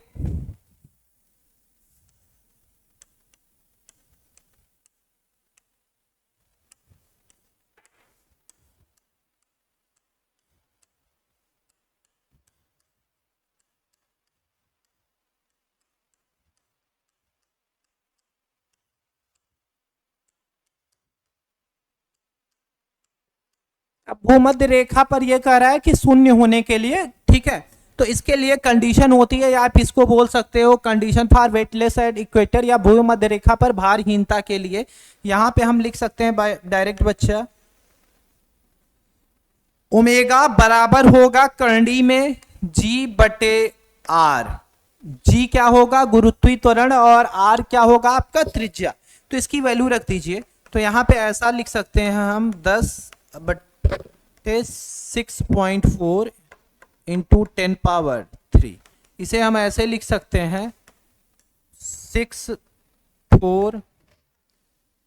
अच्छा देखिए एक चीज और ध्यान दीजिए कि यहाँ पे हम लोग जो बात कर रहे हैं इसको, ठीक है, कोशिश हम लोग करेंगे कि किलोमीटर में रख दें, ठीक है, तो किलोमीटर में इसको पूरा डेटा रखेंगे हम लोग, 6400 इंटू 10 पावर 3। तो यहां पे हम लिख सकते हैं इसी को 6.4 या 64 इंटू, अब जितने जीरो हैं सब एक साथ ले लीजिए, 5 जीरो, एक जीरो से एक जीरो कैंसिल हो गया। अब आपको पता है कि ये रूट के बाहर आएगा तो ये 1 आएगा, ये 64 बाहर आएगा तो 8, 2 जीरो से एक जीरो बाहर आएगा, फिर एक जीरो, और ये यूनिट आपको पता है, इसका जो मात्रक होगा वो रेडियन बटे सेकेंड होगा। तो मुझे लगता है बच्चे कि यहाँ तक आपको कोई प्रॉब्लम नहीं होनी चाहिए। आपका जो ऑप्शन आ रहा है 32 का, वो कौन सा आ रहा है, थर्ड आ रहा है। यहाँ तक आपको कोई प्रॉब्लम होनी नहीं चाहिए। चलिए हम बढ़ते हैं क्वेश्चन नंबर 33 के लिए। पृथ्वी सतह से m द्रव्यमान के एक पिंड को nr ऊंचाई तक विस्थापित करने में गुरुत्वीय स्थितिज ऊर्जा में परिवर्तन होगा। देखिए मतलब ये सिंपल सा क्वेश्चन है बच्चा, ठीक है, तो हम लोग इसको एकदम सिंपल तरीके से करने की कोशिश करेंगे। अब देखो एक स्लाइड हम लोग ले लेते हैं, उस पे करते हैं इस क्वेश्चन को। तो u इक्वल टू हम लिख सकते हैं -g capital M small m बटे r, ऐसा हम कुछ लिख सकते हैं। पृथ्वी के केंद्र से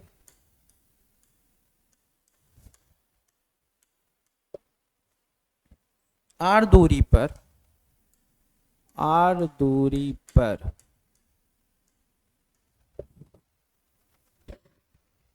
द्रव्यमान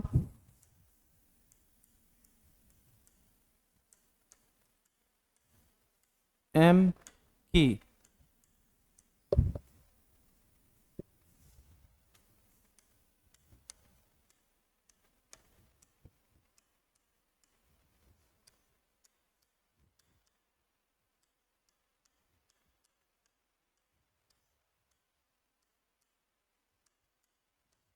ऊर्जा। अगर अब हमें लिखना हुआ तो ये हम ऐसा लिख सकते हैं कि यहाँ पे स्मॉल r बराबर होगा r के, जैसा कि क्वेश्चन में दिया है। तो यहाँ पे अगर हम US लिखना चाहेंगे तो ये आ जाएगा minus G capital M small m, बड़ा M छोटा m बटे r, ऐसे हम लिख सकते हैं बच्चे।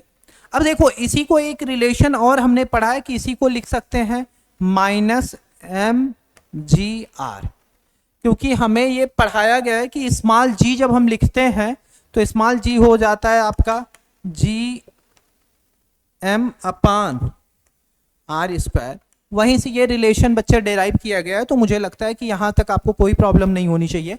चलिए आते हैं, धीरे धीरे बढ़ते हैं अगली स्लाइड पे। बच्चों आपके लिए एकदम आराम से समझाया जा रहा है ताकि आप इसको समझ पाए। पृथ्वी सतह से nr की ऊंचाई, पृथ्वी सतह से h का मतलब क्या है nr ऊंचाई पर,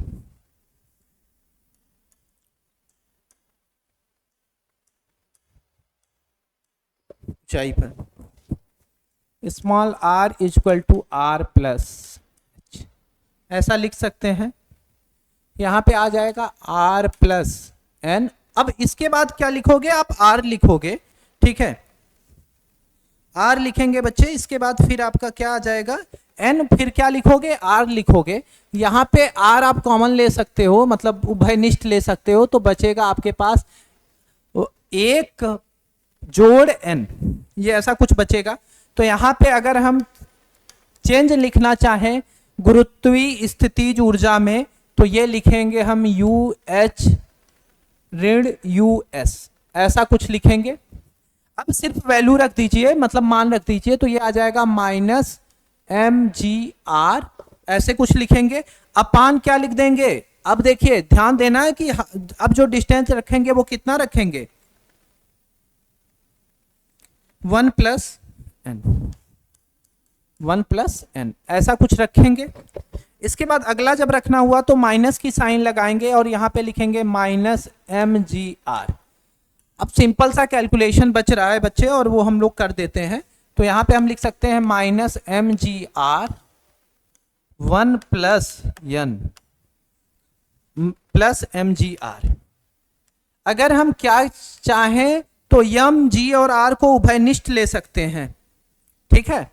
तो उभयनिष्ठ अगर हम लेंगे तो कुछ ऐसे ले सकते हैं कि mgr को उभयनिष्ठ ले लीजिए, तो आपके पास बचेगा क्या -1 बटे 1 प्लस n प्लस 1। थोड़ा सा इसको और सुंदर बना के लिख देते हैं ताकि देखने में अच्छा लगे, तो इसे लिख सकते हैं mgr, यहाँ पे लिखेंगे 1 माइनस 1 प्लस n, ऐसा हम लिख सकते हैं।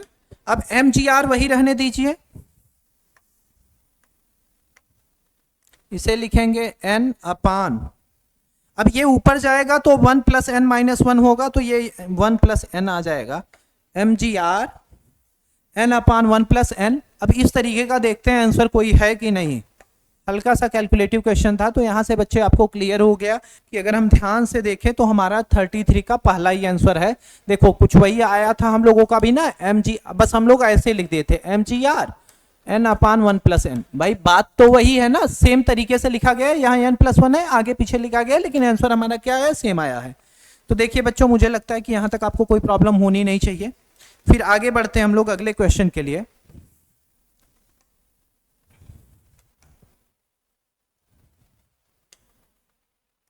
देखिए द्रव्यमान m के दो भागों xm और 1 माइनस xm में विभाजित किया जाता है। दोनों के बीच एक निश्चित दूरी पर x का क्या मान होना चाहिए जिससे दोनों भागों के बीच में गुरुत्वाकर्षण बल अधिकतम हो। तो मेरे प्यारे बच्चों, ये केस है मैक्सिमा का।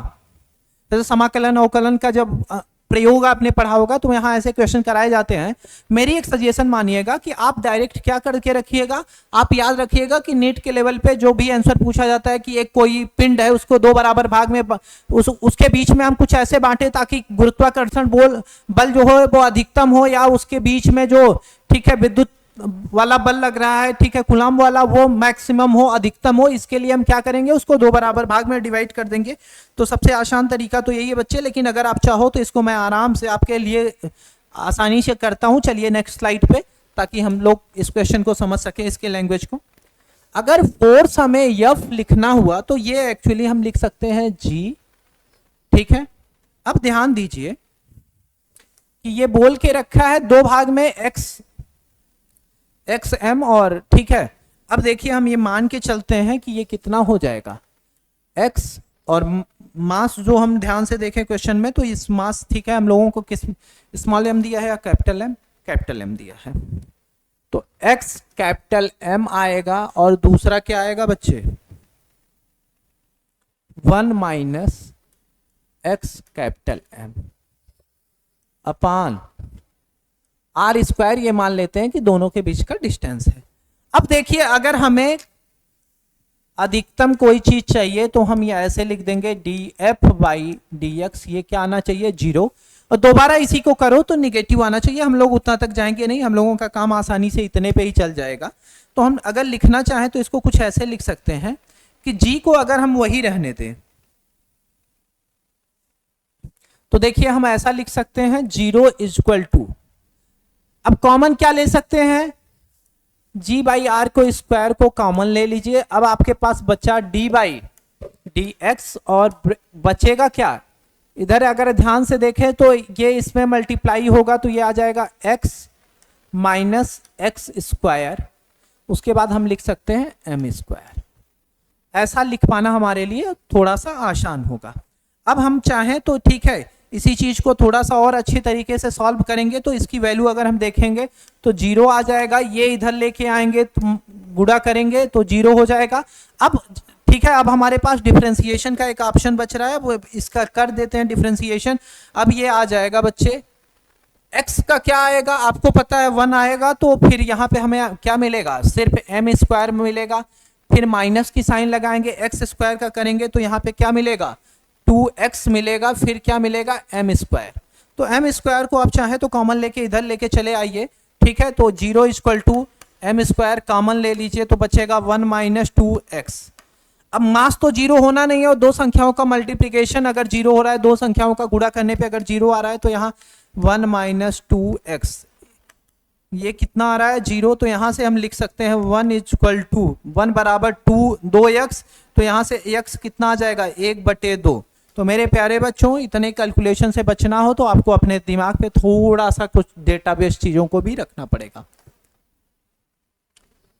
दो समान द्रव्यमान के पिंडों के बीच में लगने वाला गुरुत्वाकर्षण फोर्स F है। यदि एक पिंड का द्रव्यमान 50% यानी 50% दूसरे में स्थानांतरित कर दिया जाए तो उनका बल क्या होगा।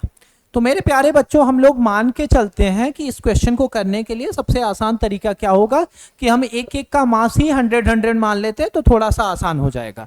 तो F इक्वल टू हम लिख सकते हैं G m1 m2 अपान डिस्टेंस अपने से मान लो r स्क्वायर। इसके लिए आप आ जाते हैं G रखिए अपान क्या रखिए r स्क्वायर, m1 की वैल्यू कितना 100 इंटू 100, ऐसा कुछ हम लिख सकते हैं। यहां से G बाई आर स्क्वायर अगर मुझे लिखना हुआ मेरे प्यारे बच्चों G बाई आर स्क्वायर लिखना हुआ तो भाई जो डेटा हमें नहीं पता वही पता करते हैं, तो ये F होगा अपान 0 0, ठीक है 10,000 ऐसे लिख सकते हैं। दूसरा अगर F डैश निकालना हो तो हमें पता है कि 50% एक का बढ़ा रहा है, दूसरे का क्या होगा घटेगा, तो ये G बाई आर तो होगा, लेकिन M1 अब हमें लिखना हुआ तो वो कितना हो जाएगा, एक 150 हो जाएगा, दूसरा कितना हो जाएगा 50। हम ऐसा कुछ लिख सकते हैं। अब देखिए यहाँ पे सिर्फ वैल्यू रखनी है, अब हम वैल्यू रख देते हैं, हमारा मान रख देते हैं, हमारा काम हो जाएगा। G बाई आर की जगह हम लिख सकते हैं F अपान 10,000 इंटू 150 गुणे 50।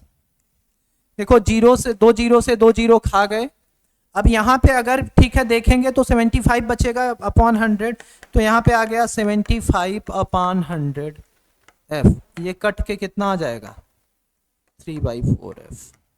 यानी अगर हम इसको लिखना चाहें तो ये 3/4 को लिख सकते हैं 0.75F। तो यहाँ से हमारा ऑप्शन हो गया दूसरा। मेरे प्यारे बच्चों, मुझे लगता है कि यहाँ तक आपको कोई समस्या होनी ही नहीं चाहिए।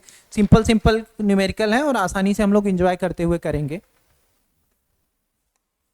फिर विभव v से त्वरित फोटान की डी ब्रॉगली तरंग दैर्ध्य लैम्डा है, तब समान विभव v से त्वरित अल्फा कण की डी ब्रॉगली तरंग दैर्ध्य होगी। तो देखिए, अगर हम लिखना चाहें तो ऐसा लिख सकते हैं डायरेक्ट लैम्डा p, ठीक है। ये अगर हम डायरेक्ट की बात कर रहे हैं, मतलब कि डायरेक्टली प्रोपोर्शनल, तो इसको ऐसे लिख सकते हैं। देखो अभी हम लोगों ने किया था कि कुछ देर पहले ही, तो इसे लिख सकते हैं प्रोटॉन का द्रव्यमान और चार्ज किसका, प्रोटॉन का। उसी तरीके से लैम्डा अगर हमें लिखना हुआ, ये प्रोटॉन की बात हो रही है और यहाँ पे किसकी बात हो रही है, फोटॉन की। तो फोटॉन में यही सारी चीजें रहेंगी। आपको पता है कि मास जो होता है, द्रव्यमान जो होता है, वो 4 गुना होता है। तो 4m प्रोटॉन होता है और ये 2q प्रोटॉन होता है। फोटॉन की अगर बात कर रहे हैं हम, तो फोटॉन का जो द्रव्यमान होता है वो प्रोटॉन से 4 गुना ज्यादा होता है और उस पर जो आवेश होता है वो 2 गुना ज्यादा होता है। तो यहां से हम लिखना चाहेंगे तो एक रिलेशन बहुत प्यार से लिख सकते हैं, लैम्डा p प्लस यानी फोटॉन अपान लैम्डा कौन सा, फोटॉन। प्रोटॉन अपान फोटॉन लिखना हुआ तो हम ऐसे लिख सकते हैं 1/रूट में mp/qp। अब हम भाई दोनों तरफ कांस्टेंट है तो डिवाइड कर देंगे, कोई समस्या ही नहीं है। 4mp into 2qp। अब देखिए mp से mp गए हो, qp से qp गए हो, तो यहां से लैम्डा प्रोटॉन अपान लैम्डा फोटॉन अगर ये लिखना हुआ तो यहाँ पे बच्चों अब देखो जो हम डेटा मिल रहा है वो सिर्फ क्या मिल रहा है, 1/, ठीक है। ये 8 कहां जाएगा, ऊपर जाएगा, तो इसे क्या लिख सकते हैं, रूट में 8। क्योंकि भाई आपको पता है कि ये अगर हम इस तरीके से लेंगे लैम्डा फोटॉन का, ठीक है, सॉरी फोटॉन नहीं बच्चे, हमें ध्यान देना है, फोटॉन नहीं, ये अल्फा पार्टिकल है। हम लोग ध्यान नहीं दे रहे हैं बार बार, ये फोटॉन नहीं अल्फा पार्टिकल है। अल्फा के लिए हम लोग बात कर रहे हैं, ध्यान नहीं दिया गया, ये अल्फा की बात हो रही है, ठीक है। तो यहां से हम लिख सकते हैं कि ये जो होगा, अगर हम चाहें तो ऐसा लिख सकते हैं कि लैम्डा जो प्रोटॉन का होगा वो अल्फा का कितना होगा, √8 टाइम्स। तो ऐसे हम लिख सकते हैं। अब हमें अल्फा का चाहिए तो अल्फा के लिए हम अगली स्लाइड पे चले आते हैं बच्चे। तो यहां पे हम लिख सकते हैं lambda alpha that is equal to lambda proton का बाई 8, कुछ यही रिलेशन मिलेगा। हाँ देखिए रिलेशन यही मिलेगा। तो यहां से हम लिख सकते हैं लैम्डा किसका, प्रोटॉन का बटे √8 है। तो ये कितना लिख सकते हो, 2√2। मुझे लगता है कि यहाँ तक कोई प्रॉब्लम नहीं होनी चाहिए।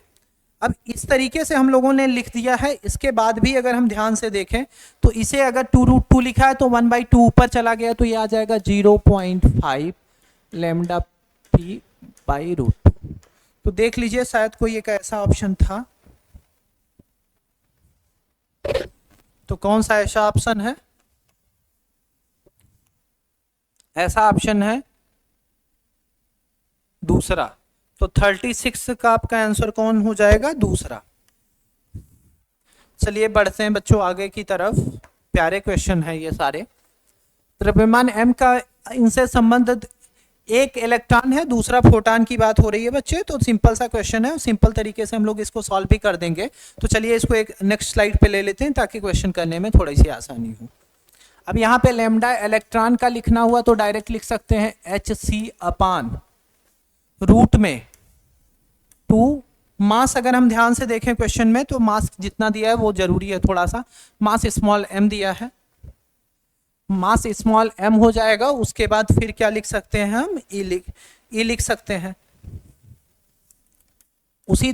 और लैम्डा अगर हम फोटान की बात करेंगे, पिछली बार हम लोगों ने थोड़ी सी गलती कर दी थी लिखने में, लेकिन आप लोग नहीं करोगे। लैम्डा फोटान अगर लिखना हुआ तो यहाँ पे लिख सकते हैं एस सी बाई ई। तो यहाँ से अगर हम रिलेशन चाहें तो lambda electron upon lambda photon. अब सिर्फ एक रिलेशन, एक संबंध स्थापित करना बाकी रह गया, तो हम कर देते हैं h बटे रूट में 2me upon H C by E, ऐसा कुछ लिख सकते हैं। अब देखिए h से h को खत्म कर दीजिए, कट कर दीजिए, तो आपके पास बचेगा क्या, 1/2me आएगा। इनटू अगर लिखना हुआ तो क्या आएगा आपके पास, e बाई सी। यहां से अगर हम लिखना चाहें तो ये आ जाएगा रूट में e बाई रूट में 2m इंटू 1/c, ऐसा कुछ आएगा। तो अब बच्चे हमारे सामने ये क्वेश्चन, ठीक है, करना रह गया है। अब हम लोग इसको थोड़ा सा चाहेंगे कि आसान तरीके से कर दिया जाए। तो इसको लिखने के लिए बच्चे हम तरीका अप्लाई कर देंगे ऐसा कुछ, lambda electron upon lambda photon, इसे लिख सकते हैं ऐसे e/2m की पावर 1/2 इंटू 1/c। तो देख लेते हैं ऐसा कौन सा ऑप्शन है। अब देखो ध्यान से, अगर तो अभी हम लोगों ने जो किया था उस पे कौन सा ऑप्शन मैच कर रहा है, 37 में हम लोग देखें तो ध्यान से, तो कौन सा ऑप्शन मैच कर रहा है, e/2c। हाँ, e/2c, m की पावर कितना 1/2। तो बच्चे यहां से कौन सा ऑप्शन मैच कर रहा है, फोर्थ। तो 37 का कौन सा ऑप्शन मैच कर रहा है, फोर्थ। हल्का सा मैनिपुलेशन है बच्चे, इसके बाद मैनिपुलेट कर लो। एक कण की गतिज ऊर्जा 25 गुना की जाए, मतलब 25 गुना कर दी जाए, तब कण की डी ब्रॉगली वेवलेंथ में तरंग दैर्ध्य में परिवर्तन होगा। अब ये क्वेश्चन बच्चे आपके सामने है, तो अब इसको करने की कोशिश करते हैं हम लोग। चलते हैं नेक्स्ट स्लाइड पे, ले लेते हैं। 25 गुना करना है तो कितना डी ब्रॉगली वेवलेंथ में अंतर होगा। तो बच्चे देखो, जो हमें पता है वही रिलेशन हम लिख देते हैं। लैम्डा इक्वल टू h बटे p लिख सकते हैं, p आपका मोमेंटम है। दूसरा आपको एक फार्मूला ये भी पता है कि k equal to P square by 2m होता है, और मास कांस्टेंट है। इफ मास, सॉरी, यदि द्रव्यमान नियत है, यदि द्रव्यमान नियत है, अगर द्रव्यमान बदल नहीं रहा है तो यहाँ पे हम लिख सकते हैं k समानुपाती होगा p के वर्ग के, ऐसा कुछ हम लोग लिख सकते हैं। अभी यहाँ से हम लिखना चाहें तो डायरेक्ट लिख सकते हैं कि लैम्डा इक्वल टू, अब देखो बात कहीं ना कहीं ये प्रोपोर्शनलिटी की साइन में अब हम लोग बदल लेते हैं इसको। तो ऐसे लिख सकते हैं lambda directly proportional to h by root में k, ऐसा कुछ लिख सकते हैं हम, ठीक है। अब हम लोग डायरेक्ट कोशिश कर रहे हैं कि रिलेशन एक डिराइव कर लें। तो यहां से हम लिख सकते हैं lambda directly proportional to 1 by root के। एक प्यारा सा रिलेशन आपने निकाल लिया। अब क्वेश्चन आपके लिए मजाक हो गया, तो मजाक कर दीजिए क्वेश्चन के साथ। लैम्डा 1 बाई लैम्डा 2 लिखोगे तो ये डायरेक्ट लिख दोगे k2 बाई k1, आपको कुछ सोचना ही नहीं है। अब देखिए दूसरी चीज, अब यहाँ पे k2 आपको कितना कर दिया है, 25 गुना, तो 25k बाई k। अब यहाँ से कितना आ गया, रूट में 25, यानी कितना आ गया 5। तो यहाँ से अगर हम लिखना चाहें तो ऐसा लिख सकते हैं कि lambda 2 equal to lambda 1 by 5/5। और या लैम्डा 1 अगर लिखना हुआ तो क्या लिख सकते हो, 5 लैम्डा 2। जैसी जरूरत होगी बच्चा वैसा यूज कर लिया जाएगा आगे। अब इसको आगे करने की कोशिश करते हैं। तो बच्चे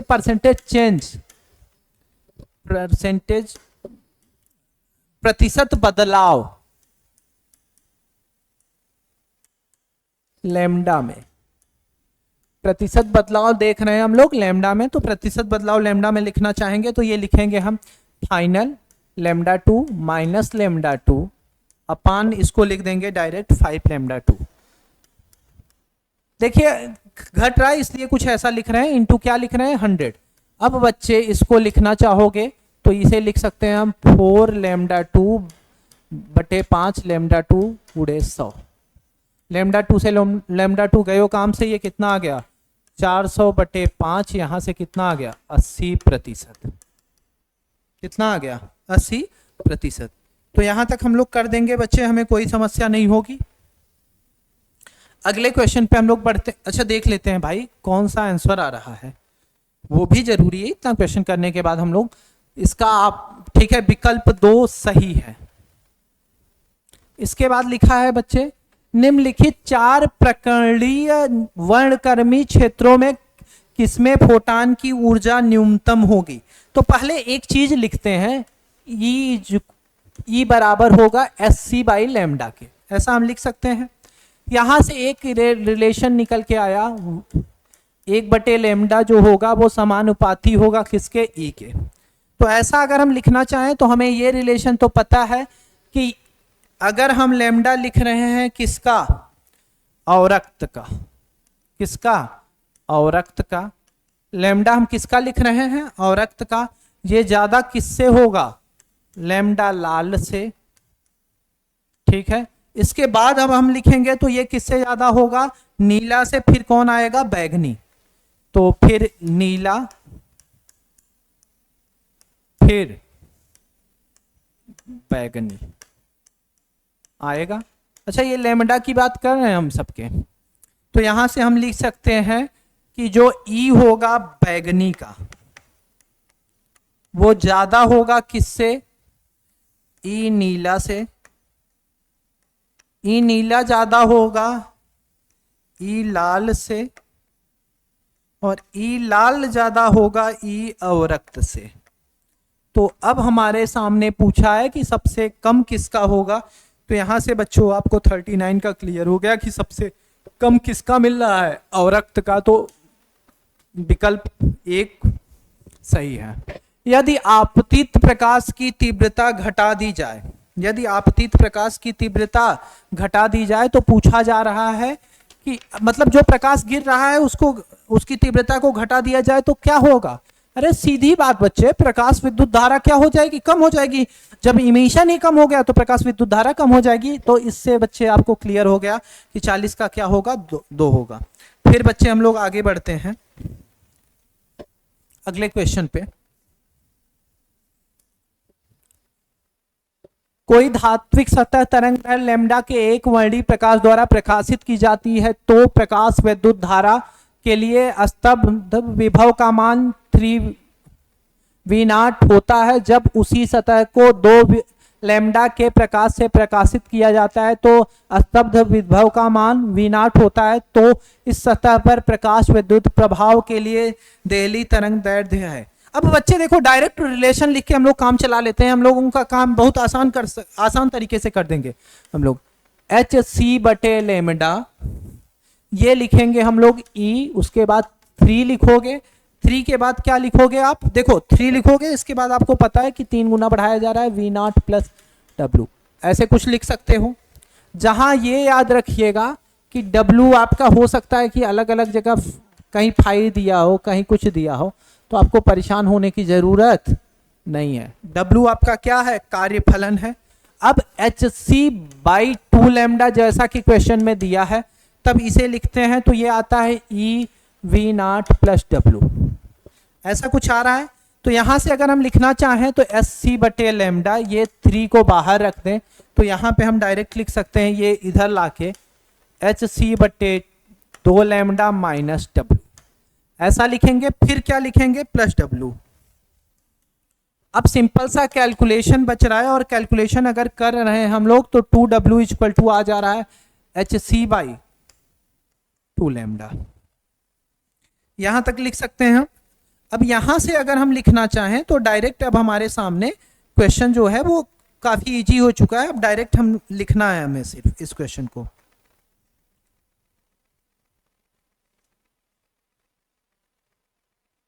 अब देखिए एक रिलेशन हमें मिल रहा है, ठीक है। यहां पे हम डायरेक्ट क्या लिख सकते हैं SC बाई लैम्डा लिख सकते हैं, दूसरी तरफ 2 लैम्डा है। तो यहां पे अब हम कंप्यूट करने का काम करेंगे, डायरेक्ट कैलकुलेट कर देंगे बच्चे। तो ये 2 यहां पे लेके जाएंगे, 2 यहां लेके चले जाएंगे तो यहां पे लिख सकते हैं हम लोग HC बटे lambda naught that is equal to HC बटे 4 लेमडा, ऐसा लिख सकते हैं। अब देखिए इसको डायरेक्ट लिखना चाहें तो ऐसे लिख सकते हैं lambda naught is equal to 4 lambda, क्योंकि हमें पता है कि SC से SC कैंसिल हो जाएगा, इसके बाद फिर ये गुणनफल कर लेंगे तो lambda is equal to 4 lambda naught आ जाएगा। और यहाँ पे लेमडा जो है वो देहली तरंग दैर्ध्य है। क्या है? देहली तरंग दैर्ध्य, तरंग दैर्ध्य।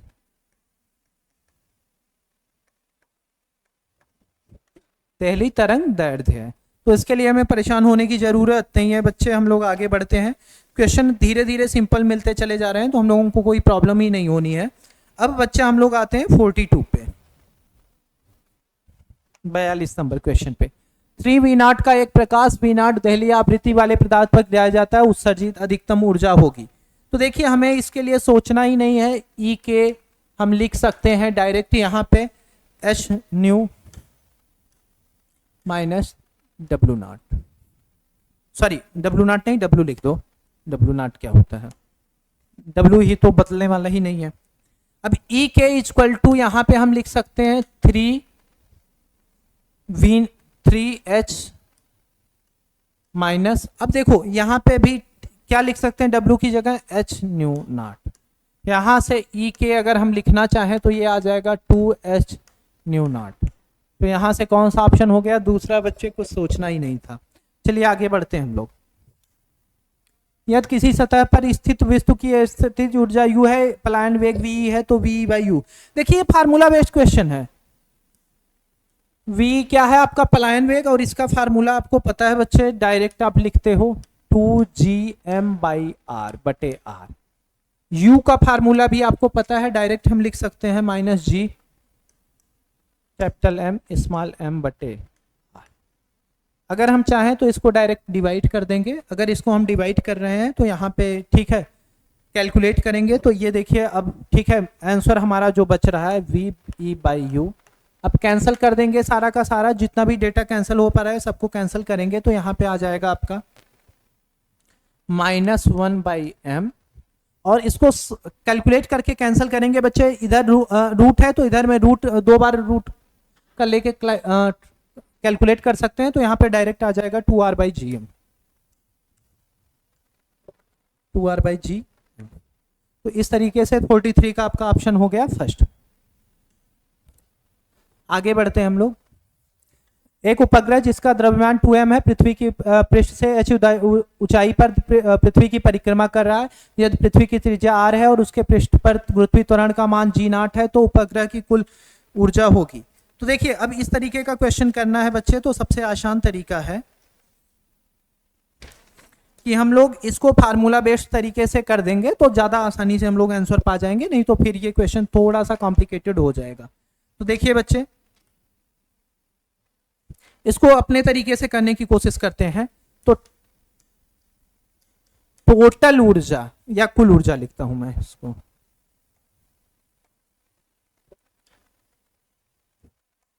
कुल ऊर्जा अगर हम लिखना चाहें तो कुल ऊर्जा अगर हम लिखना चाहेंगे तो यहां पे लिख सकते हैं माइनस जी बड़ा एम छोटा M upon R plus H, ऐसे कुछ लिख सकते हैं। अब देखो क्या करते हैं कि हमारे पास जो क्वेश्चन में दिया गया है उस तरीके से कैलकुलेट करने की कोशिश करते हैं। तो माइनस जी 2m मास दिया है तो उसी फार्मूला रख देते हैं। फार्मूला हमें पता है, वैल्यू सिर्फ रख देना है 2m अपान यहाँ पे क्या रखेंगे। अब देखिए ये ध्यान दीजिएगा कि यहाँ पे 2 छूट रहा है, 2r प्लस एच रहेगा। अब इस क्वेश्चन को सिंप्लीफाई करने के लिए हम क्या करते हैं, ऊपर और नीचे किसका मल्टीप्लाई कर दें, आर स्क्वायर का अगर मल्टीप्लाई कर देंगे तो ये थोड़ा सा क्वेश्चन इजी हो जाएगा। तो यहाँ पे आपका आ जाएगा माइनस जी एम बटे आर स्क्वायर। पहली चीज ऐसे लिख सकते हैं, गुणे लिखेंगे हम आपका 2m अपान 2r बटे h, 2 से 2 को 2 कैंसिल कर देंगे। इसके बाद आपके पास जो बच रहा है इंटू क्या बच रहा है, आर स्क्वायर। तो अब क्वेश्चन के टर्म में लेके आने की कोशिश करते हैं। तो यहाँ पे आपका माइनस, इसकी वैल्यू क्या रखेंगे, जी नॉट रखेंगे, वहां पे m है अपान आर स्क्वायर। देखिए अब वैल्यू इसकी जगह हम क्या लिख सकते हैं, डायरेक्ट जी नॉट, तो minus G naught small m R square upon R plus H. तो ऐसा कौन सा ऑप्शन दिख रहा है, यहां से ध्यान से देखें तो 44 का आपको कौन सा दिख रहा है, 44 का आंसर दिख रहा है minus M G R square upon R plus H. तो कौन सा ऑप्शन हो गया, चौथा। फिर पांचवें में आते हैं, द्रव्यमान 3m और पृथ्वी के पृष्ठ से द्रव्यमान को उपग्रह 2r की प्रमोचित करने के लिए न्यूनतम ऊर्जा होगी। तो देखिए इस क्वेश्चन को आप, मैं चाहूंगा कि आप सबसे सिंपल तरीके से कर दें। तो आप लिख सकते हैं न्यूनतम ऊर्जा, हम बात कर रहे हैं न्यूनतम ऊर्जा की बच्चा। तो ये पहला तरीका क्या है कि हम पहले ये देख लें कि 3r है, तो 3 + 2 कितना हो जाएगा, 5। तो फार्मूला हम रखेंगे माइनस जी कैपिटल M, फिर क्या लिखेंगे, m रख देंगे। उसके बाद फिर आप, ठीक है, या डायरेक्ट, ठीक है, हम लोग रखते हैं 3 और स्मॉल m है ना, तो उसी तरीके से यूज करते हैं जैसा दिया है data. 3 capital M small m अपान, अब r प्लस एच होगा, ठीक है, 2 तो रहेगा ही, r प्लस एच होगा, तो r प्लस कितना हो, ठीक है, r प्लस 3r दे के रखा है, इधर कितना है 2r है, तो डायरेक्ट हम कितना लिख सकते हैं 5r, ऐसा लिखेंगे। फिर माइनस की साइन लगाएंगे, फिर जो दिया गया है वही वैल्यू रखेंगे माइनस जी, ठीक है। इसके बाद 3 रखोगे, फिर क्या लिखोगे, कैपिटल M स्मॉल m बटे क्या लिखोगे 3r। हम लोग बच्चे डायरेक्ट इसको कैलकुलेट करने की कोशिश कर रहे हैं। तो यहां पे हम 3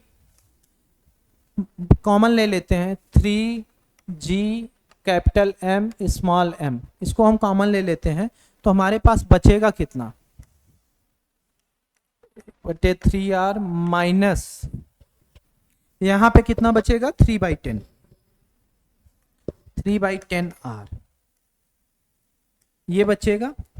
अब कैलकुलेशन करना है तो सिंपल तरीके से कर दो, 3g capital M small m बटे 1 इंटू, यहां पे 10r माइनस क्या हो जाएगा 3, तो r से r बाहर ले लेते हैं, या gm r को क्या ले लेते हैं, बाहर ले लेते हैं। तो यहां पे बचेगा आपके पास 10 - 3/30। यहां से लिख सकते हैं हम 3g capital M small m r into 7/30, ये कटेगा 3 से, यहां से आ जाएगा 7/10 g capital M small m अपान r। तो मेरे प्यारे बच्चों ये ध्यान रखना कि यहाँ पे 8 की जगह कितना होगा, 10 होगा, तब जाके ऑप्शन सेकंड क्या होगा, सही होगा। ये क्वेश्चन नंबर कौन सा है, 45 है। फिर बच्चे 46 पे हम लोग बढ़ते हैं आगे। 46 जो क्वेश्चन नंबर देख रहे हैं, तो ये आवर्तकालों का नियम अगर देखें, आवर्तकालों का नियम, आवर्तकालों का नियम अगर हम देखें जो केपलर के द्वारा दिया गया था, उसमें आपको पता है कि किसी ग्रह के परिक्रमण काल का वर्ग जो होता है उस ग्रह के अनुरेखित दीर्घवृत्त के अर्ध दीर्घ के घन के समानुपाती होता है। फिर से जान लीजिए कि आवर्तकालों का नियम यह कहता है कि किसी ग्रह के परिक्रमण काल का वर्ग उस ग्रह द्वारा अनुरेखित दीर्घवृत्त के घन के समानुपाती होता है। मतलब लिख सकते हैं टी स्क्वायर जो हम लिख रहे हैं, टी का वर्ग लिख रहे हैं, ये किसी ग्रह का परिक्रमण काल का वर्ग है, परिक्रमण काल का वर्ग, परिक्रमण काल का वर्ग, परिक्रमण काल का वर्ग, ये क्या होगा, समानुपाती होगा, समानुपाती होगा किसके, r³ के, ठीक है। यानी ये समानुपाती हम किसके लिखेंगे, अनुरेखित दीर्घवृत्त, अनुरेखित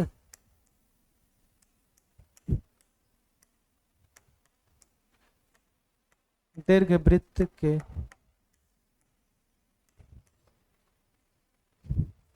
क्या हुआ बच्चे?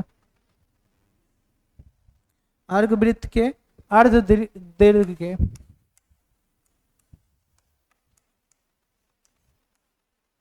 के घन, यानी यहाँ पे हम लिखना चाहें तो डायरेक्ट ऐसे लिख सकते हैं T square directly proportional to R cube, यहाँ से आ गया T directly proportional to R की पावर 3/2। आगे बढ़ते हैं हम लोग। किसी एक वस्तु का तल पर भार 60 ग्राम भार है, उस ग्रह के तल पर उसका भार क्या होगा जिसका द्रव्यमान पृथ्वी के द्रव्यमान का 1/8 गुना तथा त्रिज्या 1/2 गुनी है। तो बच्चे देखो, ऐसा क्वेश्चन करना हम लोग डायरेक्ट करते हैं बच्चे, बहुत सिंपल क्वेश्चन है। यहाँ पे हम लिख सकते हैं जी इक्वल टू, हमें पता है जी एम बाई क्या होता है आर स्क्वायर। अब जी प्लैनेट का हमें लिखना हुआ तो आराम से लिख देंगे, जी मास जो है वो 1/8 है और रेडियस की बात कर रहे हैं तो ये क्या है, हाफ है, तो r/2 का क्या है, स्क्वायर है। यहाँ से अगर हम इसको डायरेक्ट सॉल्व करेंगे तो ये आ जाएगा 4 कहाँ जाएगा, ऊपर, तो डायरेक्ट हम इसे लिख सकते हैं 4/8 gm अपान r स्क्वायर, मतलब इसी को लिख सकते हैं डायरेक्ट 1/2 g। तो मुझे लगता है कि यहाँ तक तो कोई प्रॉब्लम ही नहीं होनी चाहिए। अब प्लेनेट पे भार देखना है तो हम डायरेक्ट लिख सकते हैं, देखिए 600 इंटू 1/2, ये g की वैल्यू है, ये भाई हमें पता है work done by planet equal to क्या होगा, mass at planet into G at planet, और मास प्लेनेट पे बदलने वाला नहीं है तो यहाँ डायरेक्ट हम लिख सकते हैं 300 ग्राम वेट। तो बच्चे ऐसा कौन सा ऑप्शन है, 300 ग्राम भार। देखिए 48 क्वेश्चन नंबर 48 देखते हैं बच्चे। अब सिंपल सा क्वेश्चन है, ठीक है। जब आवृत्ति का प्रकाश प्रकाशड़ी संवेदन सतह पर आपतित होता है तो सबसे तेज फोटो इलेक्ट्रॉन की गतिज ऊर्जा कार्यफलन की 3 गुनी होती है, सबसे तेज इलेक्ट्रॉन की गति है। देखिए अब सिंपल सा क्वेश्चन बच्चे डायरेक्ट हम लोग कर सकते हैं। 3 phi इक्वल टू, अब हमें लिखना हुआ तो हम लोग डायरेक्ट लिख सकते हैं h nu minus phi naught, ऐसा हम लोग लिख सकते हैं। तो यहाँ से फाई इक्वल टू आपको डायरेक्ट लिख सकते हो h न्यू बाई 4 आ गया, यहाँ से फाई की वैल्यू आ गई। इसके बाद हम लिख सकते हैं 1/2 m, ठीक है, me, उसके बाद क्या लिखोगे v उच्च का स्क्वायर। ऐसा अगर हमें लिखना हुआ तो हम क्या लिखेंगे, h न्यू बाई 4, यहाँ से आ गया आपका 3h न्यू बाई 4, ये हमारा आ गया है। अब v अगर हमें उच्च लिखना हुआ, v उच्च लिखना हुआ तो हम इसको क्या करेंगे, उधर ले जाके, ठीक है, 2 से 4 को कैंसिल कर देंगे तो यहाँ कितना आ जाएगा 2, तो डायरेक्ट ठीक है वैल्यू रख देंगे तो कोई दिक्कत ही नहीं है। यहाँ से आ जाएगा 3h न्यू बाई 2m। तो यहाँ से अगर इस तरीके का ऑप्शन देखेंगे तो कौन सा हमारा पड़ रहा है, 3h न्यू बाई 2me, तो 48 का कौन सा ऑप्शन होगा, सेकंड होगा। फिर बच्चों आगे बढ़ते हैं हम लोग अगले क्वेश्चन पे। एक फोटॉन इलेक्ट्रिक प्रयोग में विद्युत धारा तथा प्लेट और वोल्टेज के बीच खींचा गया ग्राफ चित्र में दर्शाया गया सबसे तेज इलेक्ट्रॉन की गतिज ऊर्जा होगी। अच्छा बच्चे हम डायरेक्ट इसको लिख सकते हैं कि जितना काइनेटिक एनर्जी में गतिज ऊर्जा में हानि होगी उतना ही क्या होगा, स्थितिज ऊर्जा में मिलेगा। तो अब यहां से हम डायरेक्ट लिखना चाहें तो हम लिख सकते हैं कि बस आप इस तरह का क्वेश्चन मिले ना तो ज्यादा कंफ्यूज होने की जरूरत नहीं, बस साइन बदल दो, क्योंकि एक तरफ जितना लॉस होगा काइनेटिक एनर्जी में उतना पोटेंशियल एनर्जी में क्या गेन होगा, 41 हो गया, 49 का बच्चे 1 हो गया। अगला देखते हैं, एक ग्रह सूर्य के प्रकाश के चारों ओर घूम रहा है, एबीसी पर घूमने में लिया गया टाइम t1 है और सीडीए पर घूमने के लिए दिया गया टाइम t2 है। तो अब देखो ये पता है कि यहाँ पे ये पास में है और वहां पे दूर पे है। जब पास में है तो स्पीड क्या होगी, ज्यादा होगी। स्पीड ज्यादा होगी तो भाई स्पीड ज्यादा होगा तो उसको क्या लगेगा, टाइम कम लगेगा। और ये ये बोल रहा है कि यहां तक चलने में टाइम क्या लग रहा है, t1, और यहां से यहां तक चलने में टाइम क्या लग रहा है, t2। तो अब सीधी बात है कि जहां स्पीड ज्यादा होगी वहां टाइम क्या होगा, कम होगा। तो हम डायरेक्ट लिख सकते हैं t1 जो होगा वो ग्रेटर होगा किससे, t2 से।